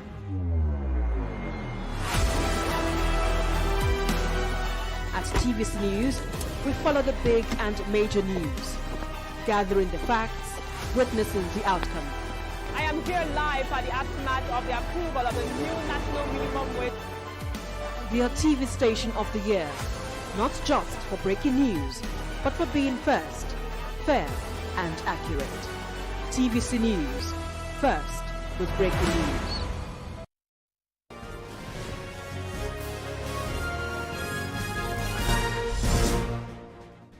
Thanks for staying with us on World Now. Attention is in the United States, where a rapidly spreading measles outbreak in Texas has killed 2 people, making it the first measles-related death in the U.S. in nearly a decade. One of the victims, an unvaccinated child, died in a Lubbock hospital after testing positive for the virus. Health officials said over 130 cases have been confirmed across Texas and New Mexico, with the majority affecting unvaccinated children. The outbreak is believed to have originated in a rural Mennonite community with low vaccination rates. U.S. Health Secretary Robert Kennedy Jr., a known vaccine skeptic, acknowledged the outbreak, stating his department is closely monitoring the situation. Meanwhile, local health officials are ramping up efforts, offering free vaccination clinics to curb the spread. Experts warn that measles is highly contagious and can lead to severe complications, especially for children and pregnant women. The CDC continues to stress the importance of vaccination as the nation's immunization rates have dropped below the 95% threshold needed for herd immunity. And Michelle Trachtenberg, the actress who rose to fame as a precocious child star in Harriet the Spy and went on to have memorable roles on TV shows including Gossip Girl, has died. New York City police say it responded to a 911 call on Wednesday just after 8 a.m. local time and found the woman unconscious and unresponsive inside a Manhattan apartment and was later identified as Michelle Trachtenberg. The New York City police spokesperson in a statement said investigation is ongoing and Ms. Trachtenberg's official cause of death will come from the medical examiner's office. Early on Wednesday, a source from New York City police said Michelle Trachtenberg reportedly had a recent medical issue and that her death appeared to be related to natural causes and not suspicious. And the sad news again from Hollywood, legendary actor Gene Hackman and his wife Betsy Arakawa have been found dead in their home in Santa Fe, New Mexico. Authorities report no immediate signs of foul play, although an investigation is ongoing. Hackman, who's a two-time Academy Award winner, was best known for his roles in The French Connection and Unforgiven. His powerful performances left an indelible mark on cinema. Hackman, who was 95, and his wife Arakawa, who was 63, were married for over 30 years, living a quiet life in Santa Fe following his retirement from acting in 2004. Their passing, along with that of their beloved dog, has left Hollywood and fans in mourning. With a career spanning 6 decades, Hackman won 2 Oscars, 2 BAFTAs, and 4 Golden Globes, starring in Bonnie and Clyde, Mississippi Burning, and The Royal Tenenbaums. As the world mourns the loss of a cinematic icon, we remember Gene Hackman for his unforgettable performances and dedication to his art. The investigation into his and his wife's passing continues, but today we honor a life well lived. Away from that now, here in Africa, the United Nations has issued a dire warning about the worsening crisis in Sudan, calling the situation catastrophic as famine takes hold in several parts of the country. Nearly 2 years of conflict between the Sudanese army and the paramilitary rapid support forces have led to widespread suffering, with over 12 million people displaced and more than half the population facing acute hunger. In a briefing to the UN Security Council, humanitarian officials described a complete collapse of health services, children cut off from education, and relentless sexual violence. Meanwhile, aid efforts are being severely hampered. The main health provider at Sudan's largest displacement camp, Zamzam, has suspended operations due to heavy fighting. The World Food Programme has also halted food assistance in the camp, worsening the humanitarian crisis. The UN is calling for urgent action to protect civilians and ensure aid can reach those in need. And now Israel has completed forensic tests confirming the identities of 4 dead Israeli hostages whose bodies were handed over by Hamas in exchange for the release of Palestinian prisoners. On Wednesday night, Hamas passed 4 coffins into the Red Cross from Gaza. Israel's Prime Minister confirmed today that they contained their remains and said all 4 men had been murdered. The handover cleared the way for the delayed release of more than 600 Palestinian prisoners and detainees. It was the last exchange of the 6-week-long first phase of the Gaza ceasefire deal, leaving questions over what happens next. Hamas has said it is ready to start delayed talks on the second phase, which aims to end the war and secure the release of the remaining Israeli hostages. But Israeli Prime Minister Benjamin Netanyahu, who faces pressures from his political allies to resume fighting and crush Hamas, has pushed for an extension of the current phase. Finally, on World Now, the concept of flying cars has long been a mainstay in imaginings of the future featuring in films. Aleph Aeronautics believe they are one step closer to making that future a reality. The California-based company has released videos showing that the flying car, which is an ultralight version of the Aleph Model 0, taking off vertically and traveling over a parked truck. The company in the news release says this is the first publicly released video of a car driving and taking off vertically. It adds that the test was carried out without any danger to the public and without any safety issues. CEO of Aleph Aeronautics, Jim Dakovny, says he hopes the video will have a significant impact. He adds that buying a flying car would be prohibitively expensive as they are not in the manufacturing stage yet, but the prices are likely to go down as more are produced.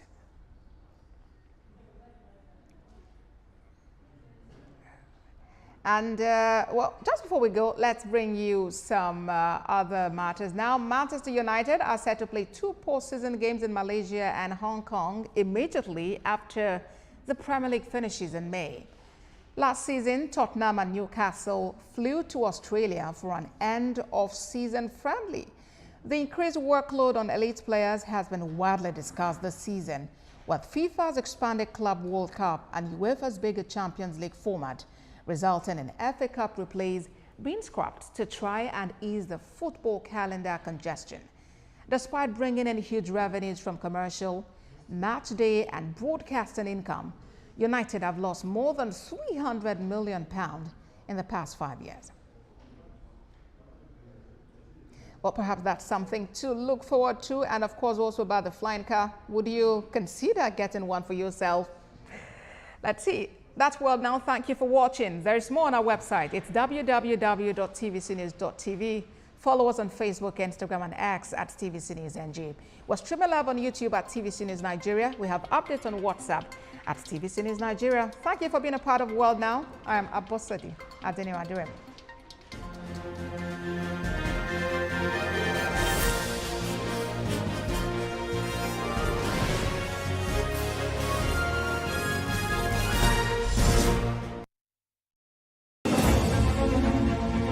Meet Benga Oreshegun, a fearless voice and an advocate for the truth. He's bringing fresh energy and bold insights to journalists' hangout.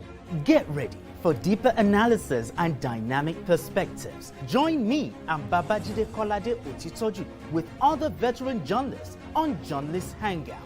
Weekdays from 5 p.m. and on Sundays, 1:30 p.m.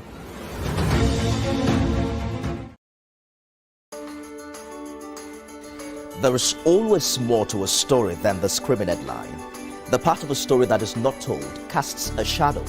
It's like the part of an object that is not reached by light.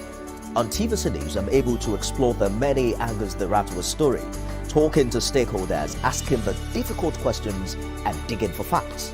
I believe the viewers are able to make a better decision if they're well informed and understand not just a part, but the complete story. TVC News, first with breaking news.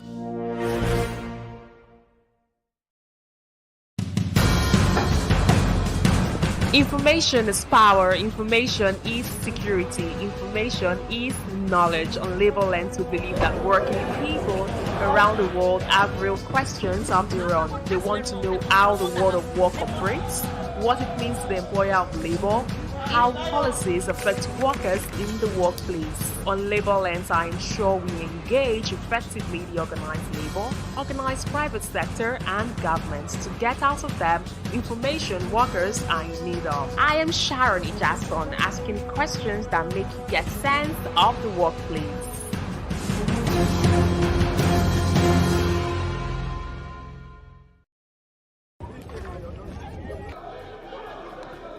Every second, every minute, every hour, and every day, time doesn't just tick away. It counts down to political decisions that shape our world. This country must move. Imagine the impact these decisions have on our lives. Some are consequential, others may leave us intrigued or baffled. you will have no better friend and partner than Nigeria. Step in and feel the frenzy like never before.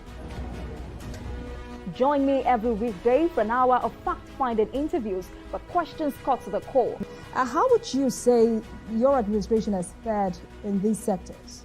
I will dig in to get to the heart of issues, from local politics to global insight. Join me as I unearth the power plays, jaw-dropping revelations and the unfiltered truth. This isn't just politics, it's unraveling the stories that matter. Brace yourself for Politics Tonight every weekday at 8 p.m., where every decision echoes along the corridors of our lives. Politics Tonight, only on TVC News.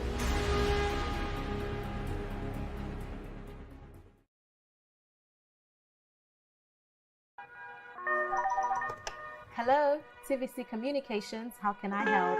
What makes TVC the right choice for my business? Excellent question, sir. Let me share some exciting facts with you. Start your day on TVC Entertainment with Wake Up Nigeria, a family and lifestyle show. Your view empowers women globally. It's your view, let it count. Entertainment Splash delivers the hottest celebrity trends. On TVC News, we keep you informed with breaking news and in-depth analysis of events shaping the world. I will continue to speak the truth. TVC News at 7 and TVC News at 10 p.m. delivers the most important stories of the day. Max FM, your hit music radio station, captivates listeners daily across Lagos and Abuja, making every commute more enjoyable. Adaba 88.9 FM is not left out, as it is the voice of Southwest. And on TVC Digital, we reach 2 million viewers daily. All together, pulls in over 17 million viewers daily. Contact us on 0707 272 8338 or marketing at tvccommunications.tv. Partner with TVC Communications today. Let's grow together. At TVC News, wherever the big news story is happening, we're geared up to break it. TVC News, first with breaking news.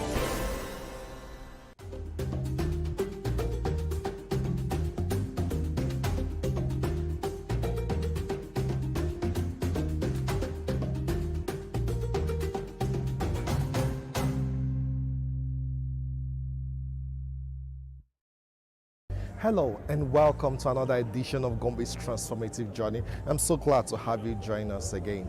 Today we're focusing on governance at the grassroots level, that is at the local government area.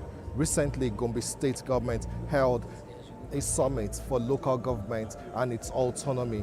But this is not new in Gombe because already there has been autonomy at the local government level since the inception of this administration of Governor Inuwayaya in 2019. But this is going to be our focus, and we're going to be hearing from the local government chairman themselves and also people who are dwelling in these local governments. So sit back and relax as we take this transformative journey together. I am Landry Adeyemi.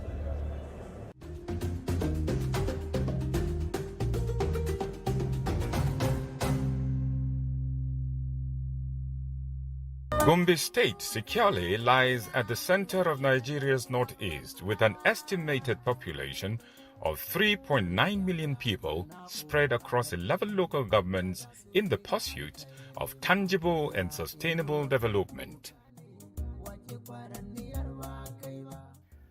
Although its journey began some 28 years ago, following the declaration of its statehood by General Sani Abacha on the 1st of October 1996, local government autonomy had remained a mirage in Gombe State.